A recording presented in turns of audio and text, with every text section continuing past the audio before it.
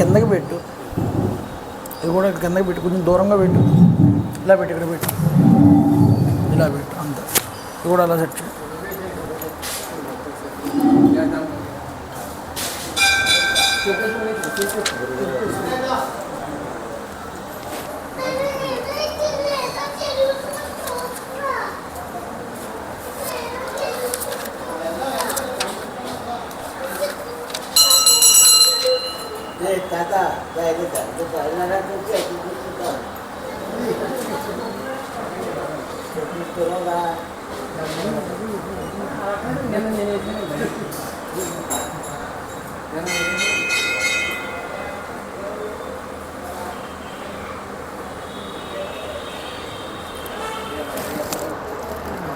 శుక్లాంబరధరం విష్ణుం శశివర్ణం చతుర్భుజం ప్రసన్నవదనం ధ్యాయేత్ సర్వవిఘ్నోపశాంతయే.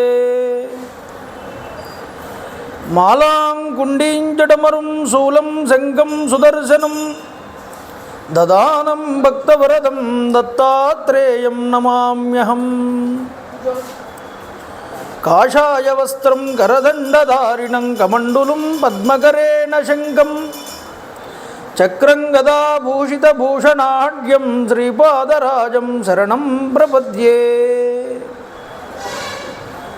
అభ్రస్యామ పింగజటాబద్ధకళాపప్రాంసుర్దండీ కృష్ణమృగత్వక్పరిదానః సర్వాన్ లోకాన్ భావయాన కవిముఖ్య పారాశర్యః పరమస్వరూపం వివృణోతు. ఛాయాయాం పారిజాతస్య హేమసింహాసనోపరి ఆసీనమంబుజశ్యామం ఆయతాక్షమలంకృతం చంద్రాననం చతుర్బాహుం శ్రీవత్సాంకితవక్షసం రుక్మిణీ సత్యభామాభ్యాం సహితం కృష్ణమాశ్రయే. సదాశివసమారంభాం శంకరాచార్యమధ్యమాం అస్మదాచార్యపర్యంతాం వందే గురుపరంపరాం. వైదేహీ సహితం సురద్రుమతలే హైమే మహామండపే మధ్యే పుష్పకమాసనే మణిమయే వీరాసనే సుస్థితం అగ్రే వాచయతి ప్రభంజనసుతే తత్వం మునిభ్యః పరం వ్యాఖ్యాంతం భరతాదిభిః పరివృతం రామం భజే శ్యామలం. రామం రామానుజం సీతం భరతం భరతానుజం సుగ్రీవం వాయుసూనూంచ ప్రణమామి పునః పునః.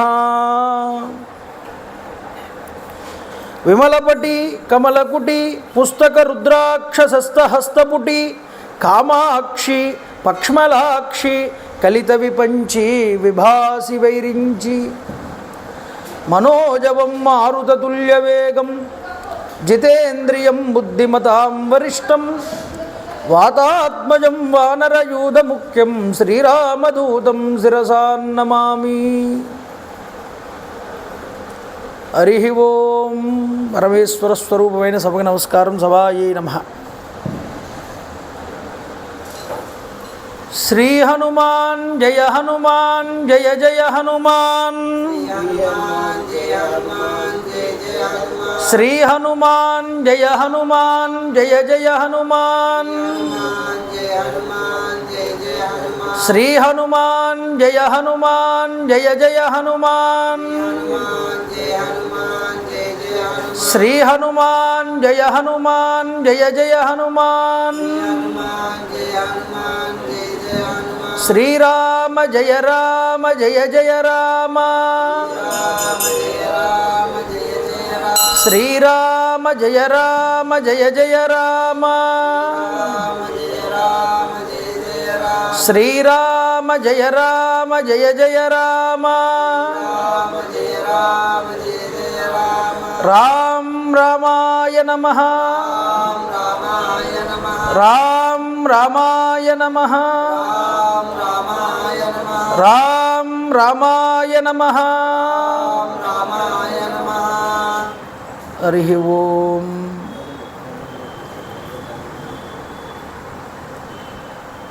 కాకపక్షధరం దేవం వనమాలా విభూషితం శ్రీరామం బాలకం ధ్యాయేత్ బాలకాండే మునీశ్వర.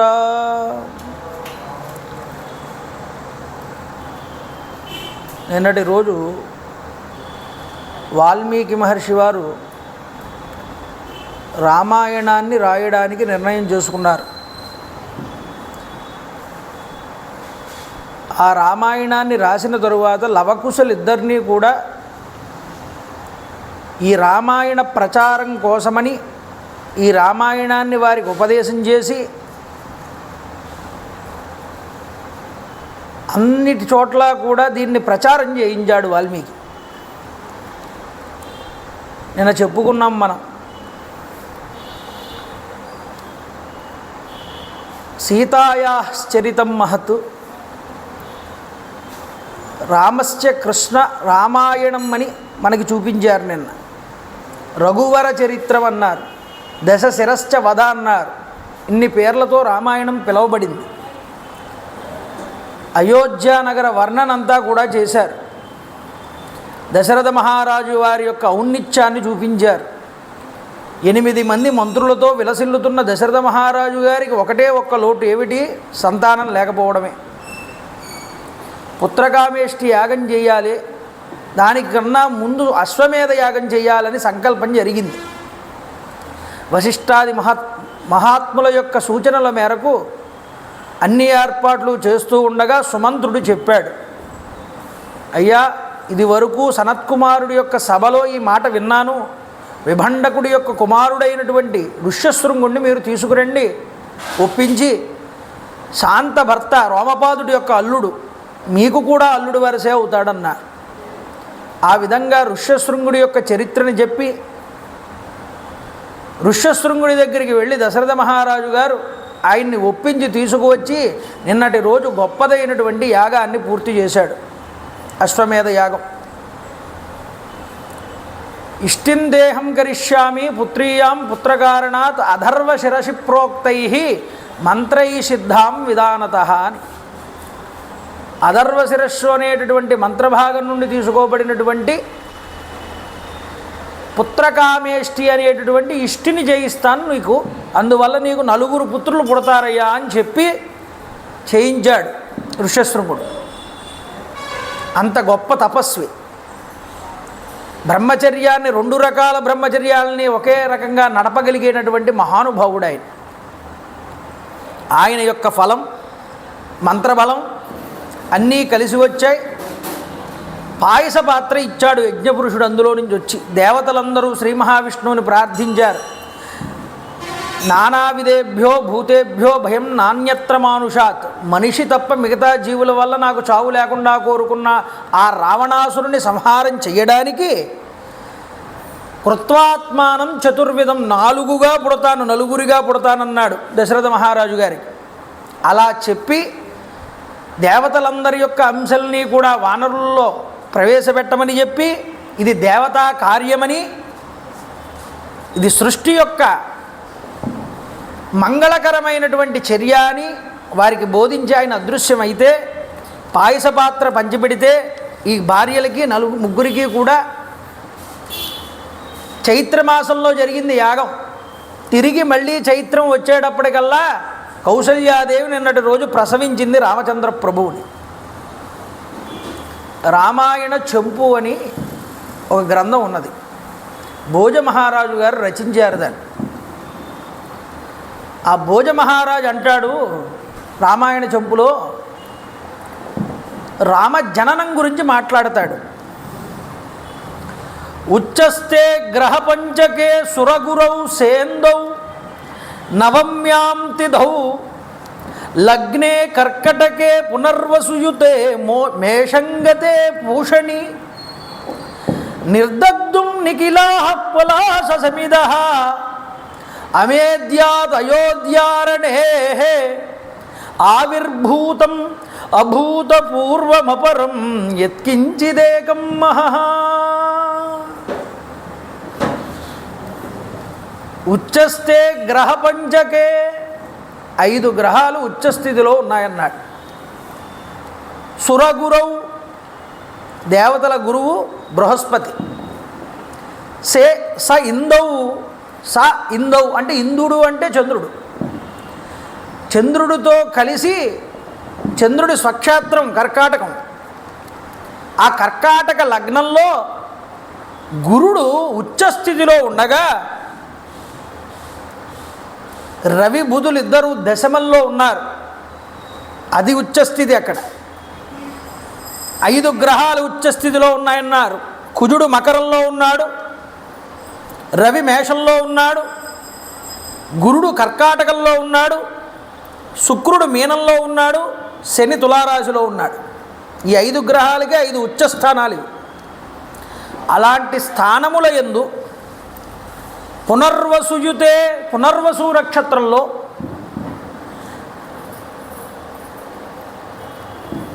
నిర్దగ్ధుం నిఖిలా ఫలాససమిద అమేద్యాద్ అయోధ్యారణే. అయోధ్య పట్టణమునందు ఆవిర్భూతం, ఒక భూతం ఆవిర్భవించింది అంటున్నాడు. అది ఎవరు? పరమాత్మే సాక్షాత్తుగా. ఆవిర్భూతం అభూతపూర్వమపరం. ఇంకెన్నడూ ఇందుక పూర్వం ఇలాంటి స్వరూపం అవతరించలేదుట. అలాంటి స్వరూపాన్ని రామచంద్ర ప్రభువు వారు ఆ రకంగా కౌసల్యాదేవి యొక్క గర్భమునందు ఉదయిస్తున్నారు. విష్ణోరర్ధం మహాభాగం పుత్రం ఐక్ష్వాకునందనం. పుత్రుల కోసం తహతహలాడుతున్నటువంటి దశరథ మహారాజు గారు ఇక్ష్వాకు కుల వర్ధనుడైనటువంటి రామచంద్ర ప్రభువు వారిని పొందారు పుత్రుడుగా. తర్వాత ఎవరు పుట్టారయ్యా? భరతో నామ కైకేయాం జజ్ఞే సత్యపరాక్రమ. తర్వాత భరతుడు పుట్టాడు. సాక్షాత్ విష్ణో చతుర్దాంశ సర్వై సముదితా గుణై. విష్ణువు యొక్క అంశ 4గా అవతరిస్తే అందులో 2వ అంశ భరతుడిది. అద లక్ష్మణ శత్రుఘ్నౌ సుమిత్రా జనయాత్సుతౌ. సుమిత్రాదేవికి లక్ష్మణ శత్రుఘ్నులు అనేటటువంటి వాళ్ళిద్దరూ కూడా జన్మించారన్నారు. చూడండి, ఒకళ్ళు పునర్వసు, భరతుడు పుష్యమీ నక్షత్రం, ఆశ్లేషాలో లక్ష్మణ శత్రుఘ్నులు ఇద్దరు కూడా పుట్టారు. ఎంత గొప్పదైనటువంటి స్థానములు ఇవి. పుట్టగానే దశరథ మహారాజు గారు పరవశించిపోయాడు. ఆయన ఆనందానికి అవధులు లేవు. దేవదుందువులు మోగాయి. ఉత్సవాన్ని జరిపాట. అయోధ్య నగరంలో గొప్పదైనటువంటి ఉత్సవాన్ని. పల్లె ప్రజలందరూ కూడా అత్యుత్సాహంతో ఉత్సవాల్లోకి వచ్చి పాల్గొన్నారు. ఆ ప్రజలందరూ కూడా రాజవీధులన్నీ కోలాహలంతో నిండిపోయాయి. నటీనటులందరూ కూడా అభినయ ప్రదర్శనలు చేశారు. నర్తకుల యొక్క నృత్య వినోదాలతో విలసిల్లిపోయింది ఆ యొక్క అయోధ్య పట్టణం అంతా అన్నారు. గాన వాద్య గోష్ఠులతో కూడుకున్నటువంటి వంది మాగుదుల స్తోత్ర పాఠములతో ప్రతిధ్వనించింది అయోధ్య పట్టణం అన్నారు. అంతటి రామచంద్ర ప్రభు వారి యొక్క పుట్టుక అందరికీ శ్రేయోదాయకమైంది. అతీత్యేకాదశాహం తు నామకర్మ తథాకరోతు. రాజు 11వ రోజు రాగానే జాతకర్మ చేయించాడు. చూడండి, పౌరాణికుల్ని పిలిచాట, వంది మాగదులందరినీ కూడా పిలిచాట. వాళ్ళందరికీ పారితోషికాలు ఇచ్చాడు దశరథ మహారాజు గారు. బ్రాహ్మణోత్తములకు వేల కొలది గోవుల్ని, ధన కనక వస్తువుల్ని కూడా దానం చేశాడు. జాతకర్మ మహోత్సవంలో వశిష్ఠాది ప్రభృతులందరినీ కూడా పిలిచాడు. అయ్యా, మీరు మా ఇంటి పురోహితులు, మా పిల్లలకి మీరు నామకరణం చేయండి అని అడిగితే అప్పుడు వశిష్ఠుల వారు చెప్తున్నారు, జ్యేష్టం రామం మహాత్మానం భరతం కైకేయీసుతం సౌమిత్రిం లక్ష్మణం ఇది శత్రుఘ్నం అపరం తథా వశిష్ఠ పరమప్రీతో నామాని కృతవాంస్తథా. పరమప్రీతితో పెట్టాటండి నామాలు. పెద్ద కుమారుడు ఉన్నాడే, నీ పెద్ద కుమారుడికి రామ అని పేరు పెడుతున్నానయ్యా. ఎందుకని రామ అని పేరు పెట్టడం అంటే, లక్ష్మీదేవి రమించేటటువంటి స్థానం ఈయనది. ఎప్పుడూ కూడా ఆ లక్ష్మి తనని విడిచిపెట్టి ఉండదు. అందువల్ల రమంతే ఇది రామ. రమ అంటే లక్ష్మీదేవి నిరంతరము కూడా రమించేటటువంటి స్థానం ఇది. కాదయ్యా, రమంతే యోగినః అస్మిన్నితి రామ. ఎవరెవరైతే ఋషులు యోగులు నిరంతరము తమ హృదయాలయందు ఏ పరమాత్మనైతే నిరంతరము కూడా ధ్యానం చేస్తూ ఉంటారో ఆ పరమాత్మ ఈయనేనయ్యా. అందువల్ల ఇతడు రామ. రామనామం ముందర ఉన్నదా, రాముడు ముందర ఉన్నాడా అంటే రాముడి కన్నా ముందు నుంచి రామనామం ఉన్నది. ఇది గొప్ప విషయం. కాబట్టి రామ అనేటటువంటి నామం చాలా గొప్పది. రాముడు అవతారం స్వీకరించిన తర్వాత ఆ నామాన్ని తీసుకున్నాడు, కానీ అంతకు ముందే ఈ నామం ఉన్నది. కాబట్టి యోగినామంత రమయతి ఇది రామ. యోగులు నిరంతరము రమించేటటువంటి నామం ఈ రామం కాదు. రామ సత్యపరాక్రమ అన్నారు. అంటే సత్యపరాక్రమ అర్థం అంటే ఏమిటి అంటే తన సత్యము చేత పర ఈ ప్రపంచాన్నంతటినీ కూడా ఆక్రమించినటువంటి వాడు. ఇలా కూడా చెప్పారు అర్థం, వ్యాఖ్యాన కాదు. కాబట్టి చూడండి, అటువంటి వాడు రామ. అందువల్ల అన్ని భూతముల యందు తాను రమించాడయ్యా. ఇది చెప్పడం అర్థం. ఇక లక్ష్మణుడి దగ్గరికి వచ్చారు, భరతుడి దగ్గరికి వచ్చారండి. రెండోవాడు ఆయనేగా. రేపన్న రోజు రాముడు అరణ్యానికి వెళ్తే రాజ్యభారాన్ని మోయగలిగేటటువంటి వాడు ఇతడు. కాబట్టి ఇతడు రాజ్యభారాన్ని మోస్తాడు. కాబట్టి లేనటువంటి 14 సంవత్సరాలు ఇతడు భరించవలసిన వాడు. కాబట్టి భరతుడు అన్నారు అతని పేరు. కాలాన్ని దర్శించగలిగినటువంటి వశిష్ఠ మహర్షి వారి యొక్క ముందు చూపుతో పెట్టినటువంటి పేర్లండి ఇవన్నీ కూడా. కాదు, రాజ్యాన్ని భరించడమే కాదయ్యా.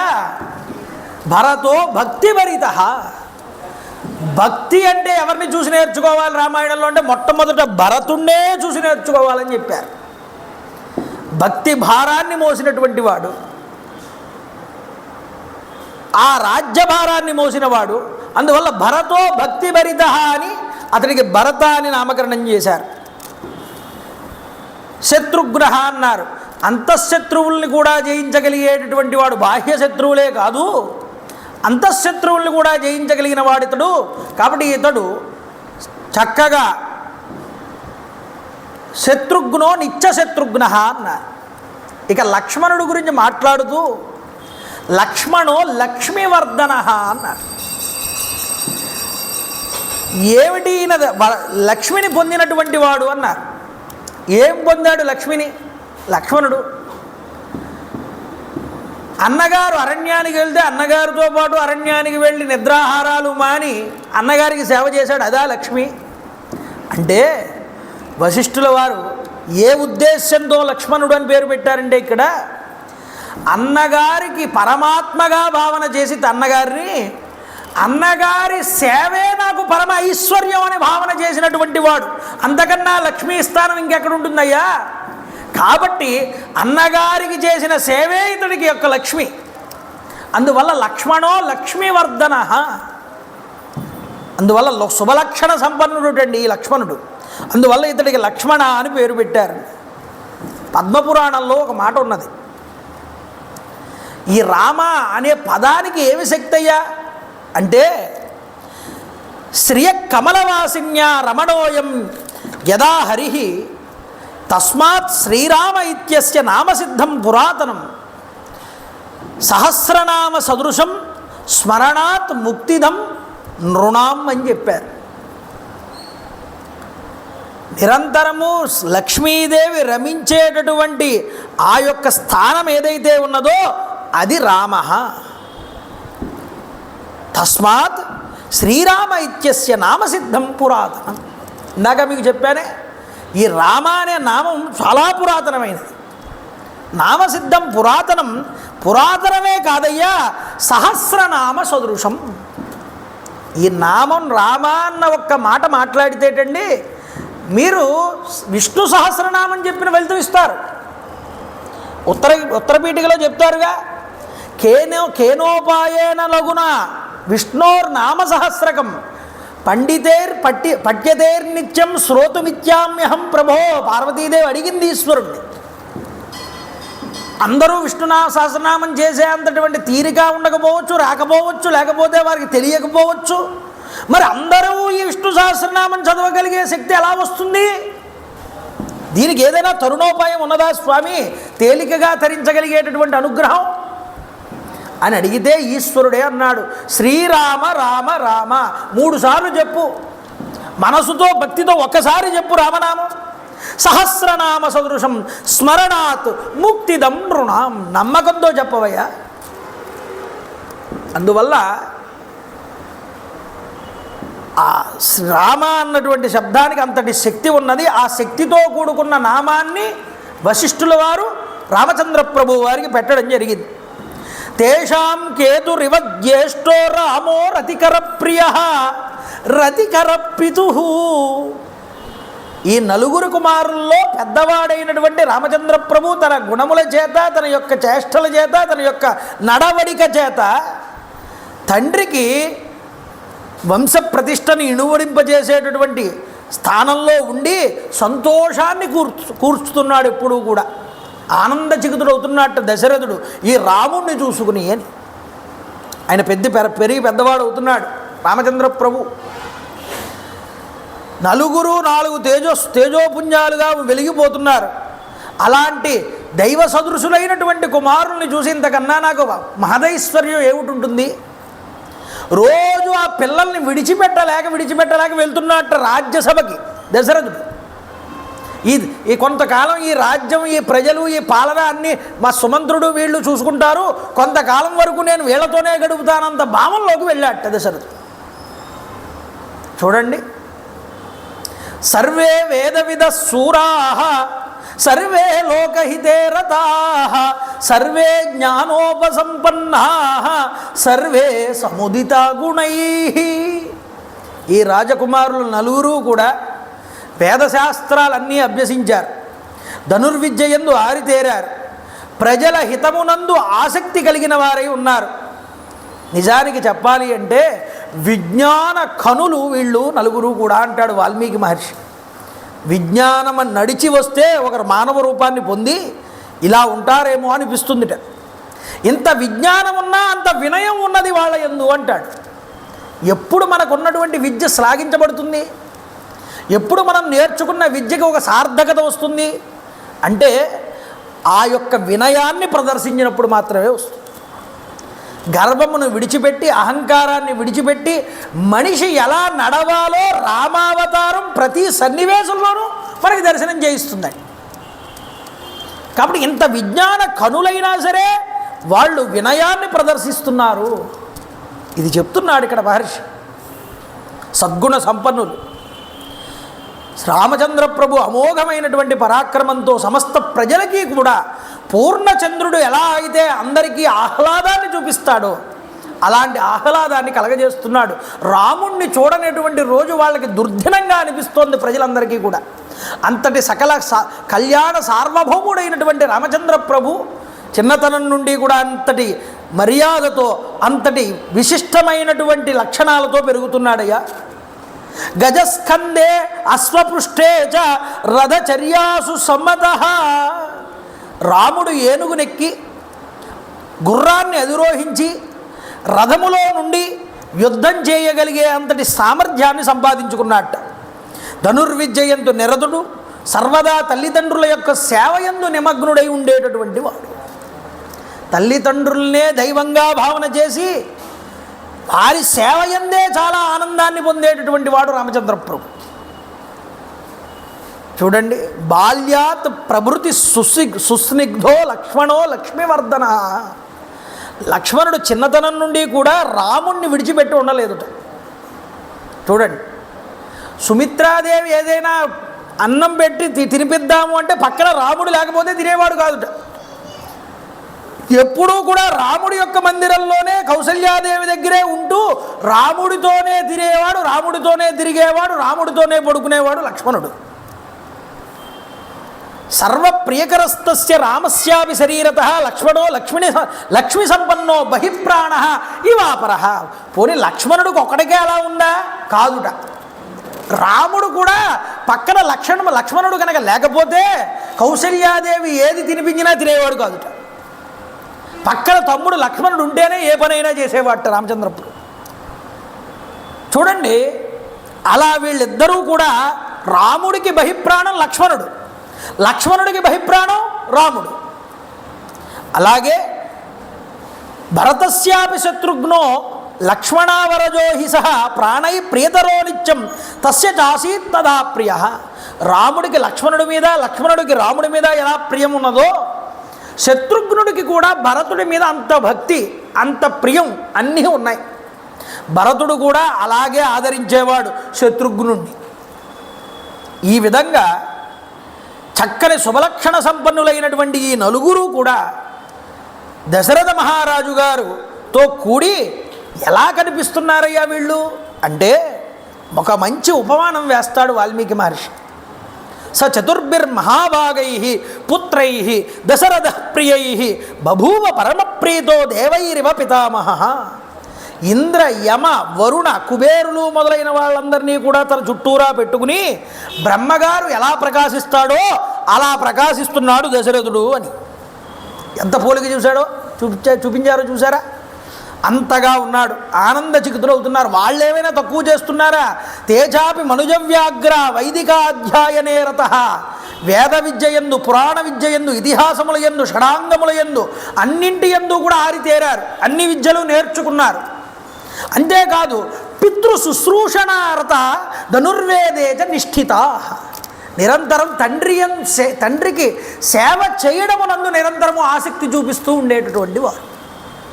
తన తండ్రి గారు ఇలా అడుగు వేశారంటే బయటికి, నాన్నగారు ఇదిగో మీ చెప్పులు అని తీసుకొచ్చి పెట్టేవాట రామచంద్ర ప్రభు.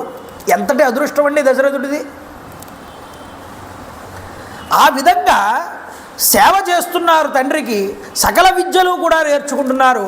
ఒకరోజు దశరథ మహారాజు గారు ఒక సభ తీర్చి కూర్చున్నారు. తన మంత్రి పురోహిత సామంతులందరితో కూడా చర్చ చేస్తున్నాడు. ఏమని? అద రాజా దశరథస్తేషాం ధారక్రియాం ప్రతి చింతయామాస ధర్మాత్మ సోపాధ్యాయ సబాంధవ. ధారక్రియాం ప్రతి అన్నాడు. పిల్లలు యుక్త వయస్సులోకి వస్తున్నారు, వీళ్ళకి చక్కటి సంబంధం చూడాలి అనేటటువంటి ఆలోచన కలిగింది దశరథ మహారాజు గారికి. చూడండి, ఇలా ఎప్పుడైతే చింతన చేయడం ప్రారంభం చేశాడో తస్య చింతయమానస్య మంత్రి మధ్యే మహాత్మనః అవ్యాగచ్చన్ మహాతేజ విశ్వామిత్రో మహాముని. గొప్పదైనటువంటి తేజోసంపన్నుడైనటువంటి విశ్వామిత్ర మహర్షి వారు ఈ చింతన చేస్తూ ఉన్నటువంటి సమయంలోనే అక్కడికి వచ్చారయ్యా అన్నారు. ఎలాంటి మహానుభావుడండి విశ్వామిత్రుడంటే! విశ్వామిత్రుడు రాజర్షిగా తాను పుట్టి బ్రహ్మర్షి పదవిని పొందాడు. మహానుభావుడు బ్రహ్మర్షి. ఇక్కడ మనకి శకున శాస్త్రం ఒక మాట చెప్పిందండి. ఏం చెప్పింది అంటే, అవ్యాక్షేపో భవిష్యంత్యాహ కార్యసిద్ధేర్హి లక్షణం. ఏదైనా ఒక మంచి విషయం గురించి మాట్లాడుకుంటూ ఉన్నటువంటి సమయంలో ఎవరైనా పెద్దలు, మహానుభావులు, గొప్పవారైనా ఆ సమయంలో ఆ సభ దగ్గరికి కనుక అడుగు పెడితే మనం సంకల్పం చేసినటువంటి ఆ మంచి పని ఏదైతే ఉన్నదో అది వెంటనే జరిగి తీరుతుంది అని. ఇప్పుడు పిల్లలకి వివాహం చెయ్యాలి అని ఆలోచన చేస్తున్న దశరథ మహారాజు గారి సంకల్పానికి విశ్వామిత్రుడి యొక్క రాక మంగళాన్ని సూచిస్తున్నది. ధరణీసుంగనగాదిపుత్రుడు సముద్యత్ పుణ్యగాత్రుండు భాసుర చారిత్రుడు సర్వ సంయమి జన స్తోత్రైక పాత్రుండు సుస్థిర సంపూర్ణ తపపవిత్రుడు ఉరు సందీప్త ప్రభామిత్రుడు అధ్వర సంపూజిత వేదిహోత్రుడు అగు విశ్వామిత్రుడే తెంచినన్. అలాంటి గొప్ప పురుషుడు, మహానుభావుడు ధరణీశుంగన ఆ దశరథ మహారాజు గారిని చూడడానికి ఆ సభలో అడుగు పెడుతున్నాడయ్యా.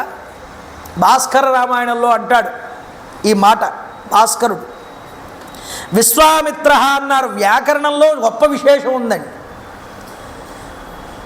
మిత్ర అనేటటువంటి మాటకి ముందర విశ్వ అనే మాట కనుక వస్తే ఆ మాటకి దీర్ఘం కలుస్తుంది అన్నారు. అందువల్ల విశ్వామిత్ర అని పలకాలి. అయితే దాన్ని సంధి విడదీస్తే ఏమంటారు, చాలామంది తెలియని వాళ్ళు ఏమంటారంటే విశ్వామిత్రని విడదీరా సంధి కింద అంటే విశ్వ ప్లస్ అమిత్ర అన్నారు. అది చాలా తప్పురా, వ్యాకరణం దాన్ని అంగీకరించలేదు. విశ్వ ప్లస్ మిత్ర విశ్వమిత్ర అన్నారు. అంటే దాన్ని కలిపినప్పుడు విశ్వ కింద మారుతుంది అని వ్యాకరణం చెప్పి.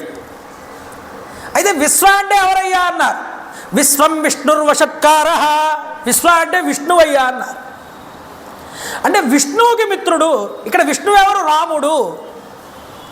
అంటే రాముడికి మిత్రత్వాన్ని చేయడానికి కోసం వచ్చిన వాడు విశ్వామిత్రుడయ్యా అన్నారు.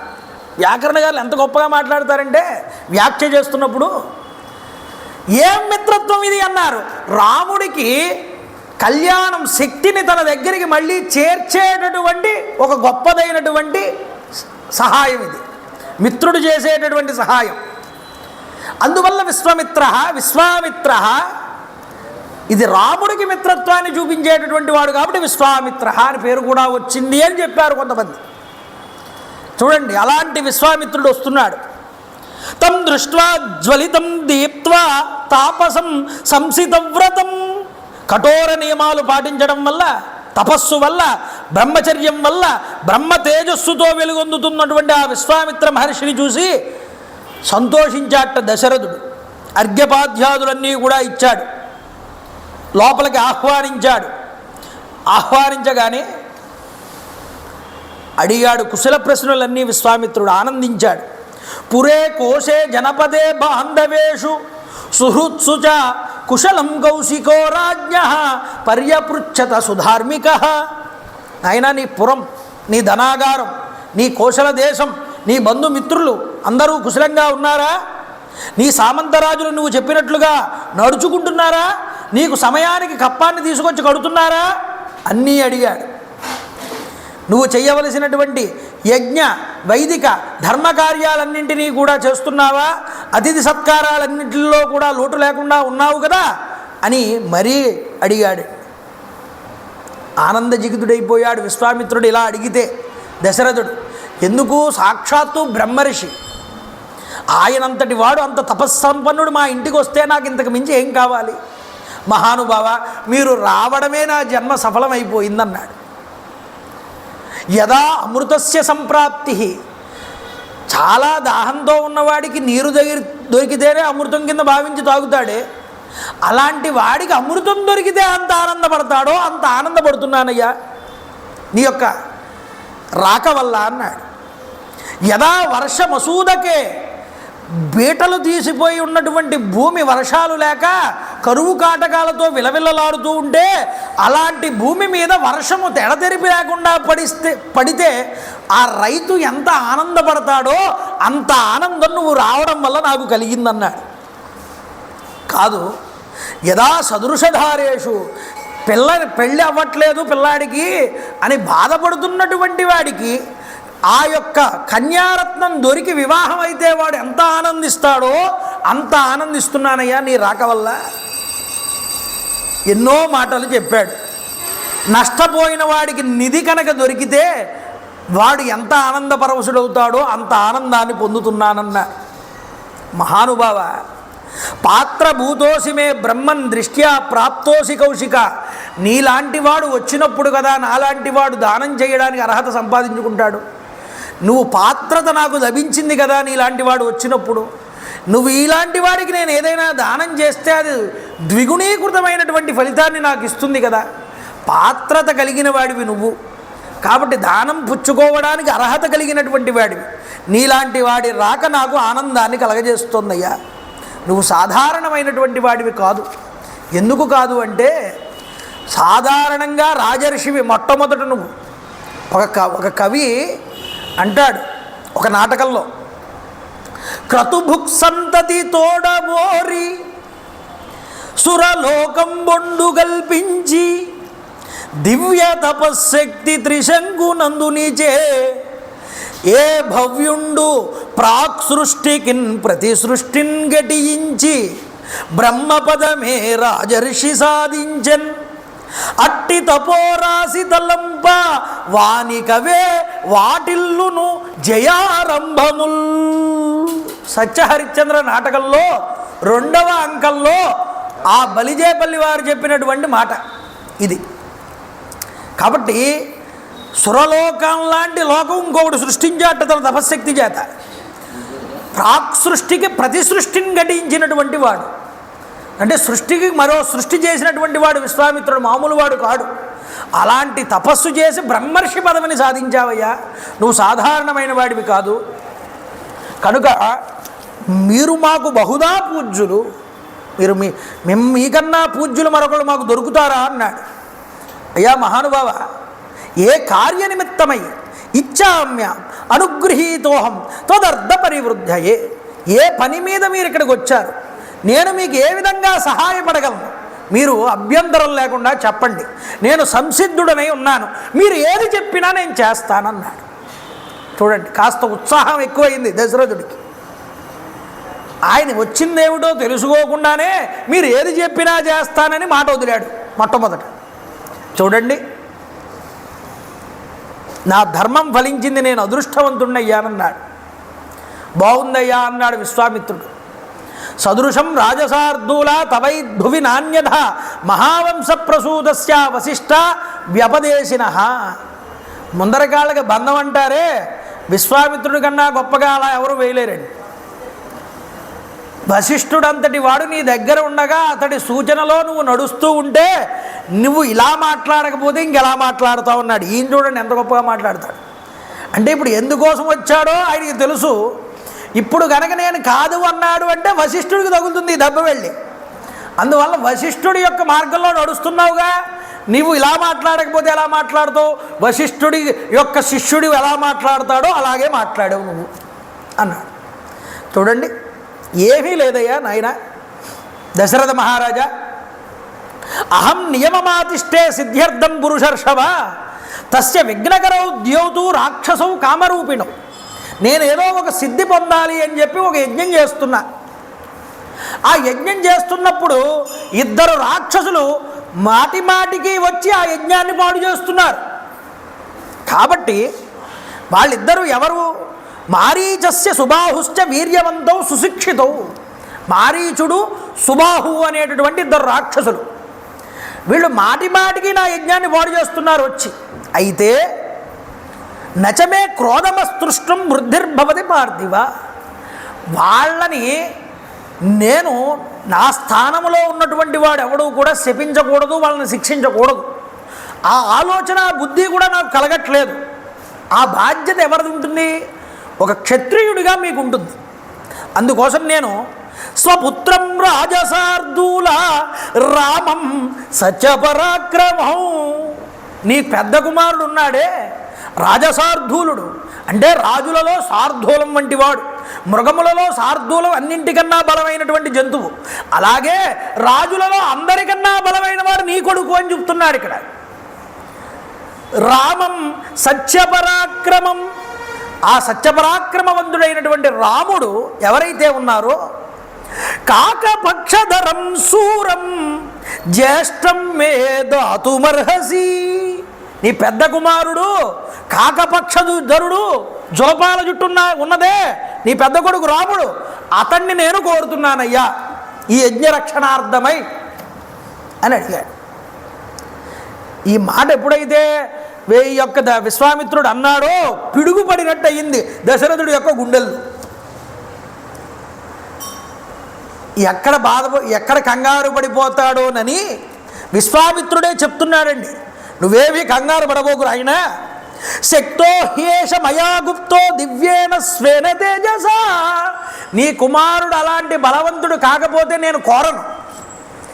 నిజానికి రాముడు తన స్వయసిద్ధంగానే ఈ రాక్షసులందరినీ కూడా నిర్మూలన చేయగలడు. అంతటి శక్తివంతుడు నీ కుమారుడు. రాక్షసాయే వికర్తార తేషామపి వినాశనే. రాముడు చాలా శ్రేయస్సు పొందుతాడయ్యా, తనొక్కడే సమర్థుడు. వీళ్ళందరినీ సంహారం చేయడానికి నా అవసరం కూడా లేదు, నా సహాయం కూడా లేదు రాముడికి. తనొక్కడే సంహారం చెయ్యగలడు. కానీ యశ్చాస్మై ప్రధాస్యామి శ్రేయశ్చాస్మై ప్రధాస్యామి బహురూపం న సంశయ. రాముణ్ణి కనుక నువ్వు నాతో పంపిస్తే అతడికి పొందేటటువంటి శ్రేయస్సు అంతా ఇంతా కాదన్నాడు. నేను అతడికి అంత శ్రేయస్సుని చేకూరుస్తానన్నాడు. అంతేకాదు సుమా, మీ కొడుకు యొక్క కీర్తి ప్రతిష్టలు వృద్ధి చెందుతాయన్నాడు. బహురూపం న సంశయ. అతడికి నా బహురూపం అంటే చాలా విధాలుగా అతడికి లాభం కలుగుతుంది అని చెప్పడం. ఏ విధంగా లాభం కలుగుతుంది అంటే, నీ కొడుకుకి నా దగ్గర ఉన్నటువంటి అస్త్ర విద్యనంతటినీ కూడా ఇస్తాను. నా దగ్గర ఉన్న అస్త్ర విద్య లోకంలో ఇంకెక్కడా లేదు. అలాంటి అస్త్ర విద్యను ఇవ్వడమే అతడికి బహురూపం న సంశయ, అంతటి శ్రేయస్సు. అంతేనా? పైకి కనిపించేది అస్త్ర విద్య కాదయ్యా, మరొకటి ఉంది శ్రేయస్సు అన్నారు. ఏమిటా శ్రేయస్సు అంటే, ఈయన్ని శక్తితో తీసుకువెళ్ళి కలుపుతా.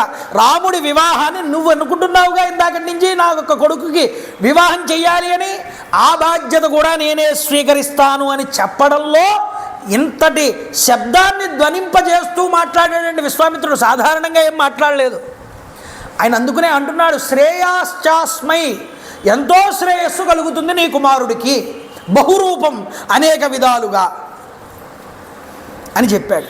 అంతేకాదు, ఈ రాక్షసులు రాముణ్ణి ఎదుర్కొని నిలవలేరు ఎప్పటికీ కూడా. రాముడు తప్ప మరొక్కళ్ళు ఎవరూ కూడా ఈ రాక్షసుల్ని సంహారం చేయలేరు. నా మాట విను. మరొక మాట చెప్తున్నాను నీకు. నీ రాముడంటే ఎవరో నీకు తెలియకపోవచ్చు.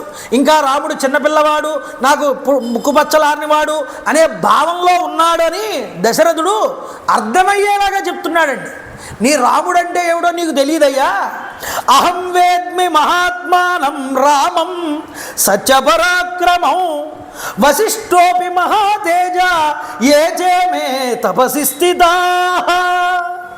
నీ కొడుకంటే ఏమిటో నాకు బాగా తెలుసు నీకన్నా అన్నాడు. కాదు కాదు, నాకే తెలుసు అనుకోకు. నీ యొక్క ఇంటి పురోహితుడైనటువంటి వశిష్ఠుడున్నాడే, ఆ వశిష్ఠుడికి కూడా బాగా తెలుసు రాముడంటే ఏమిటో. కావస్తే అడుగును. లేదయ్యా, మేమిద్దరం ఏదో గూడుగుట అని అనుకుని మాట అనుకుని వచ్చి ఇక్కడ నీ దగ్గర ఇలా మాట్లాడుతున్నామని అనుకోకు.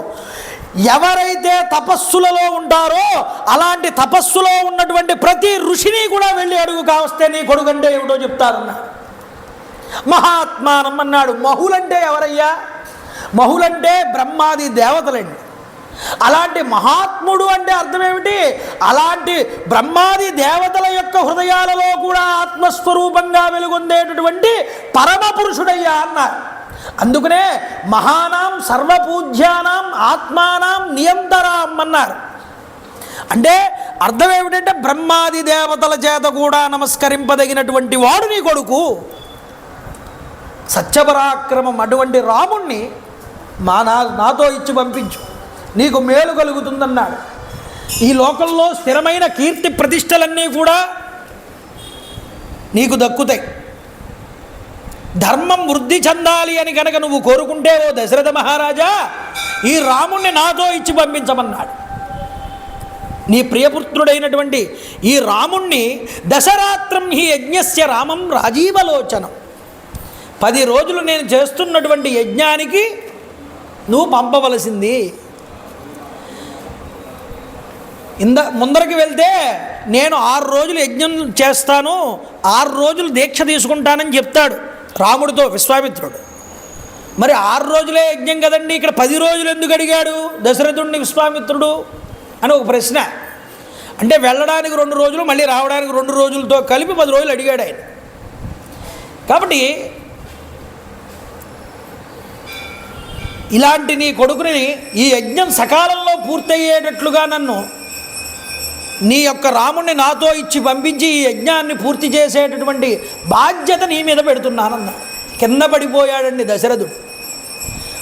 ఇప్పటి వరకు రాముణ్ణి ఎప్పుడూ విడిచిపెట్టి ఉండలేదు. ఉదయం లేవగానే రాముణ్ణి చూసేవాడు, సంధ్యాసమయం అవగానే రాముణ్ణి చూసి నిద్రపోయేవాడు దశరథుడు. రాముడంటే మహాప్రీతి నలుగురు కుమారుల్లో కూడా.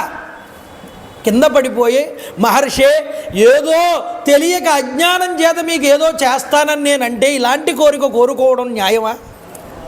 ఊన షోడశ వర్షోమే రామో రాజీవలోచన న యుద్ధ యోగ్యతామస్య పశ్యామి సహ రాక్షసై. ఇంకా 16 ఏళ్ళు కూడా నిండలేదు నా రామచంద్ర ప్రభువుకి. రాజీవలోచన అన్నాడు. ఎందుకు రాజీవలోచన అనడం అంటే కమల పువ్వుతో పోల్చాడండి.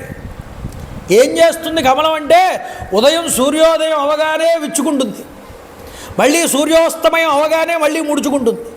అలాంటి వాడు నా రాముడు అన్నాడు. అంటే ఏమిటి? సూర్యోదయానికి పూర్వమే లేవలేడు, నిద్ర. సూర్యాస్తమయం అవుతూ ఉండగానే మళ్ళీ నిద్రపోతూ ఉంటాడయ్యా. యుద్ధ విద్యల్లో ఇంకా ఆరితేరినవాడు కాడు నా కొడుకు. అయ్యా మహానుభావ, నన్ను అనుగ్రహించన్నాడు. ఇంతటి చిరుతప్రాయంలో నా పిల్లవాడు ఈ క్రూర రాక్షసులతో ఎలా యుద్ధం చేయగలడు? ఇయమక్షౌహిణీ సేన యస్యాహం పతిరీశ్వరః అనయా సంవృతో గత్వా యోద్ధాహం తైర్నిశాచరైః. కావాలంటే ఇదిగో నా అక్షౌహిణీ సైన్యం ఉంది నా దగ్గర, ఈ అక్షౌహిణీ సైన్యంతో నేనే వస్తా ఆ రాక్షసుల మీద యుద్ధానికి. కానీ నా రాముణ్ణి మాత్రం అడగబోకవయ్యా. ప్రార్థన చేస్తున్నాడు విశ్వామిత్రుడు. అహమేవ ధనుష్పాణి గోప్త సమరమూర్ధని. నేను చేత్తో ధనస్సు పట్టుకుంటా, నేనే యుద్ధానికి వస్తా స్వయంగా. బాలోహ్యకృత్ అవిద్యశ్చ నచ వేత్తి బలబలం నచాస్త్ర బల సంయుక్తో నచ యుద్ధ విశారద. రాముడు పసివాడయ్యా, ధనుర్విద్యను ఇంకా పూర్తిగా నేర్చినవాడు కాదు. శత్రువుల యొక్క బలాబలాలని గుర్తించేటటువంటి స్థితి ఇంకా నా కొడుక్కి రాలేదన్నా. కాస్త పుత్రవాత్సల్యం ఎక్కువైంది. అస్త్రాల్ని ప్రయోగించడం అనేటటువంటిది ఇంకా అంతగా తెలిసినవాడు కాదన్నాడు. అయ్యా, రాక్షసులంటేనే కపటమైనటువంటి యుద్ధం చేస్తారే, కనుక వారితో యుద్ధం చేయడానికి ఇతడికి ఇంకా ఆ యొక్క స్థాయి రాలేదన్నాడు తన కొడుక్కి. శ్రీరాముడి సంగతి అట్లున్నవండి. ఈ రామచంద్ర ప్రభువుని విడిచిపెట్టి ఒక్క క్షణం కూడా నేను ఉండలేనన్నాడు. ఒక మాట చెప్పాడు. రాముడు అగ్రధనూజుడు, రాముడు కులవర్ధనుండు, రాముడు ప్రియుడే, రాముని బుత్తే జాలను, రాముని నేభాశిక్షణము బ్రతుకగనోపన్. భాస్కర రామాయణంలో చెప్తారు ఈ మాట. రాముడు నాకు ఇంటికి పెద్ద కుమారుడు, మా ఇంటి కులవర్ధనుడు, కులాన్ని గొప్పగా వృద్ధి చేసినటువంటి వాడు, నాకు చాలా ప్రియుడు. ఈ రాముణ్ణి విడిచిపెట్టి ఒక్క క్షణం కూడా నేను ఉండలేనయ్యా, విడిచిపెట్టలేనన్నా. అయ్యా, అయితే ఇంతకీ కిం వీర్య రాక్షసాస్తేజ కస్య పుత్రస్య కేచతే. నేను యుద్ధం చెయ్యవలసినటువంటిది ఏ రాక్షసులో, వారి పేరేమిటో, వారి యొక్క చిరునామా ఏమిటో, వారి పరాక్రమం ఎలాంటిదో, వాళ్ళు ఎవరి కుమారులో, ఈ డేటా అంతా కూడా ఒకసారి చెప్పండి అయ్యా. మరి దశరథుడు నేనే వస్తాను యుద్ధానికి అంటున్నాడుగా, కాబట్టి ఆ డీటెయిల్స్ కొంచెం ఇవ్వండి అన్నాడు. అంటే కాస్త భయపెట్టాలనుకున్నాడండి విశ్వామిత్రుడు దశరథుడు. ఎందుకంటే నీ కొడుకుని పంపమంటే నువ్వు వస్తానంటావు ఏమిటి, నీ అవసరం నాకు లేదు. కాబట్టి ఇప్పుడు దశరథుడిని కాస్త భయపెట్టాలనుకున్నాడు. పౌలస్య వంశప్రభవో రావణో నామరాక్షస స బ్రాహ్మణ దత్తవర త్రైలోక్యం బాధతే మృషం. పౌలస్య వంశానికి ప్రభు అయినటువంటి రాక్షసరాజు అయినటువంటి రావణాసురుడు అనేటటువంటి వాడు ఒకడున్నాడు. ఆ రాక్షసరాజు బ్రహ్మ వరదత్తం చేత ముల్లోకాల్ని కూడా బాధిస్తున్నాడు. ఆ రాక్షసుడైనటువంటి వాడు లోకంలో అందరినీ కూడా ఇబ్బంది పెడుతున్నాడు. అయితే ఈ యజ్ఞాలు పాడు చేయడం అనేటటువంటి చిన్ని చిన్ని పనులున్నాయే, ఈ చిన్ని చిన్ని పనులకు వాడు స్వయంగా రాడు. మరి ఏం చేస్తాడు? యదా స్వయం నయజ్ఞస్య విఘ్నకర్త మహాబల మారీచశ్చ సుబాహుశ్చ యజ్ఞ విఘ్నం కరిష్యతః. ఇలాంటి చిన్న చిన్న పనులకి మారీచుణ్ణి సుబాహుని పంపుతూ ఉంటాడు. అందువల్ల వీడి ఇద్దరు ఎవరు అంటే రావణాసురుడి యొక్క అనుచరులు అన్నారు. ఈ మాట చెప్పగానే అయ్య బాబోయ్ రావణాసురుడా అని ఒక్కసారి గుబేలైపోయాడు ఆ యొక్క దశరథ మహారాజు గారు. చూడండి, నహి శక్తోస్మి సంగ్రామే స్థాతుం తస్య దురాత్మనః. ఆ దురాత్ముడైనటువంటి రావణాసురుడితో మా కుమారుడు కాదు స్వామి, నేను కూడా యుద్ధం చేయలేనండి అన్నాడు. నమస్కారం పెట్టేశాడు. మీరు ఇంకెవరినైనా చూసుకోవచ్చు, నేను ఏదో తెలియక మాట వదిలేను, ఏం కావస్తే అది చేస్తానని నన్ను క్షమించండి, మా కొడుకే కాదు నేను కూడా ఏమీ చేయలేను ఈ యొక్క రాక్షసుడిని. మీ యజ్ఞానికి విఘ్నాన్ని కలిగిస్తున్నటువంటి మారీచ సుబాహులు సుందోపసుందులనేటటువంటి వారి యొక్క కుమారులు. యుద్ధంలో వారు యముడితో సమానమైనటువంటి వారు. కాబట్టి నా కొడుకుని పంపడం కాదయ్యా, వారిలో ఒక్కడితోనైనా సరే సైతం నా మిత్రులందరినీ నేను తీసుకుని, నా సైన్యాన్నంతటినీ తీసుకుని నేను యుద్ధం చేద్దామన్నా నేను వాళ్ళల్లో ఒక్కడితో కూడా నేను యుద్ధం చేయలేను. కాబట్టి నన్ను విడిచిపెట్టేయండి మహానుభావ, నా కొడుకు రాడు, నేను కూడా రాను. ఈ మాట అనిపించాలనే రావణాసురుడు పేరెత్తాడు మొట్టమొదట విశ్వామిత్రుడు. చాలా కోపం వచ్చిందండి విశ్వామిత్రుడికి. పూర్వమర్ధం ప్రతిశ్రుత్య ప్రతిజ్ఞాం హాతుమిచ్చసి రాఘవాణం అయుక్తోయం కులస్యాస్య విపర్యయః. ఓ రాజా, మొట్టమొదట నీ కోరిక నెరవేరుస్తానని మాటిచ్చావు, ఇప్పుడు మాట తప్పుతున్నావు. సరే, ప్రతిజ్ఞా భంగానికి ఒడిగడుతున్నావు నువ్వు. మీ రాజవంశానికి అంతటికీ కూడా నువ్వు పెద్ద కళంకాన్ని తీసుకొస్తున్నావు మహారాజా. ఇలా మాట ఇచ్చి తప్పడం అనేటటువంటిది నీకు యుక్తమే అని అనిపిస్తే కనుక స్వస్తి, నీకు మంచి జరుగుగాక, నేను వచ్చిన దారినే వెళ్ళిపోతానని క్రోధ తామ్రనేత్రముల చేత ఎర్రబడినటువంటి కళ్ళతో ఆయన వెనుదిరుగుతున్నాడు. తస్య రోషపరీతస్య విశ్వామిత్రస్య ధీమతః చచాల వసుధా కృష్ణ వివేశ భయం సురాను. విశ్వామిత్రుడి యొక్క కోపాగ్ని కీలా జ్వాలల చేత ఒక్కసారి భూమంతా కూడా అదరడం మొదలుపెట్టిందన్న, అంత కోపాన్ని పొందాట విశ్వామిత్రుడు. చూడండి, ఎప్పుడైతే కోపాన్ని పొంది వెనుతిరగడానికి సిద్ధపడుతున్నాడో ఇప్పుడు దశరథ మహారాజు గారికి ఈ మాట తప్పడం వల్ల ఏమవుతుంది అంటే, అతడు ఇప్పటిదాకా చేసుకున్న యజ్ఞ యాగాది ఫలములన్నీ కూడా నశించిపోతాయి. అతడు భ్రష్టు పట్టిపోతాడు. మాట ఇచ్చి తప్పడం అంటే అంతటి దారుణమైనటువంటి పాపం. ఇప్పటిదాకా చేసిన పుణ్యమంతా పోతుంది మాట తప్పితే. ఇది గ్రహించినటువంటి వశిష్ఠుడు పరుగున పక్కకి పిలిచి ఆ యొక్క దశరథుణ్ణి, ఏమయ్యా మాట ఇచ్చేసావు, మొట్టమొదట వదిలేసావు, రాగానే నువ్వు ఏదడిగితే అది చేసేస్తానన్నావు, ఇప్పుడా నేను చెయ్యలేనని మాట తప్పుతున్నావు, దీనివల్ల నీకు ఎంతటి ఇబ్బంది కలుగుతుందో తెలుసా? ప్రాకట ధర్మమూర్తివి అతి బంధుర సత్య యశోదనుండవు, ఇక్ష్వాకు కుల ప్రసూతుడవు, సమ్మతి నిత్యదనంచు బల్కి నీచాకృతి నీకు బొంకుటది అర్హమే. బొంకిన సర్వధర్మముల్ వే కడతేరిపోవే, యురు విస్తృత కీర్తియు మాసిపోవదే. మాట ఇచ్చి తప్పడం అనేటటువంటి దానివల్ల నీ ధర్మం అంతా కూడా చెడిపోతుంది మహారాజా, గుర్తుపెట్టుకో అన్నాడు వశిష్ఠుడు దశరథ మహారాజుతో. ఎందుకంటే మాట ఇచ్చి తప్పడం మీ వంశంలో ఇప్పటి వరకు ఎవరూ చెయ్యలేదు. అందువల్ల ఇది బాగా నువ్వు మనసులో పెట్టుకుని నువ్వు విశ్వామిత్రుడికి నీ కుమారుణ్ణి ఇచ్చి పంపించు. ఎందుకు అంటే నువ్వు బాధపడుతున్నావు ఇందాకటి నుంచి. ఏమని? బాలుడు అసక్తుడీతడను భావము మానుము. నీ కుమారుడు చాలా అసక్తుడు, ఏమీ చేయలేడు, పసికందు, ముక్కు పచ్చలారలేదు అంటున్నావే, ఆ భావాన్ని ముందు నువ్వు విడిచిపెట్టమన్నాడు వశిష్ఠుడు. బాలుడు అసక్తుడీతడను భావము మానుము, ఇతండు సర్వదిక్పాలక పాలన క్షమానృపాలుడు. నానత విద్విషత్ క్షమాపాలుడు, లోకపాలుడు, కృపాలుడు, సజ్జనపాలుడు, అన్యభూపాలుర యజ్ఞపాలనకు బాలుర బాడిగా నేనిటు కోరి వత్తునే. ఇలాంటి వాడు మరొక చోట ఉండడు. మామూలు బాలుడైతే ఈ యొక్క విశ్వామిత్రుడు నీ కొడుకుని తీసుకువెళ్తాడని నువ్వు అనుకుంటున్నావా? నీ కుమారుడు సామాన్యమైన వాడు కాడు.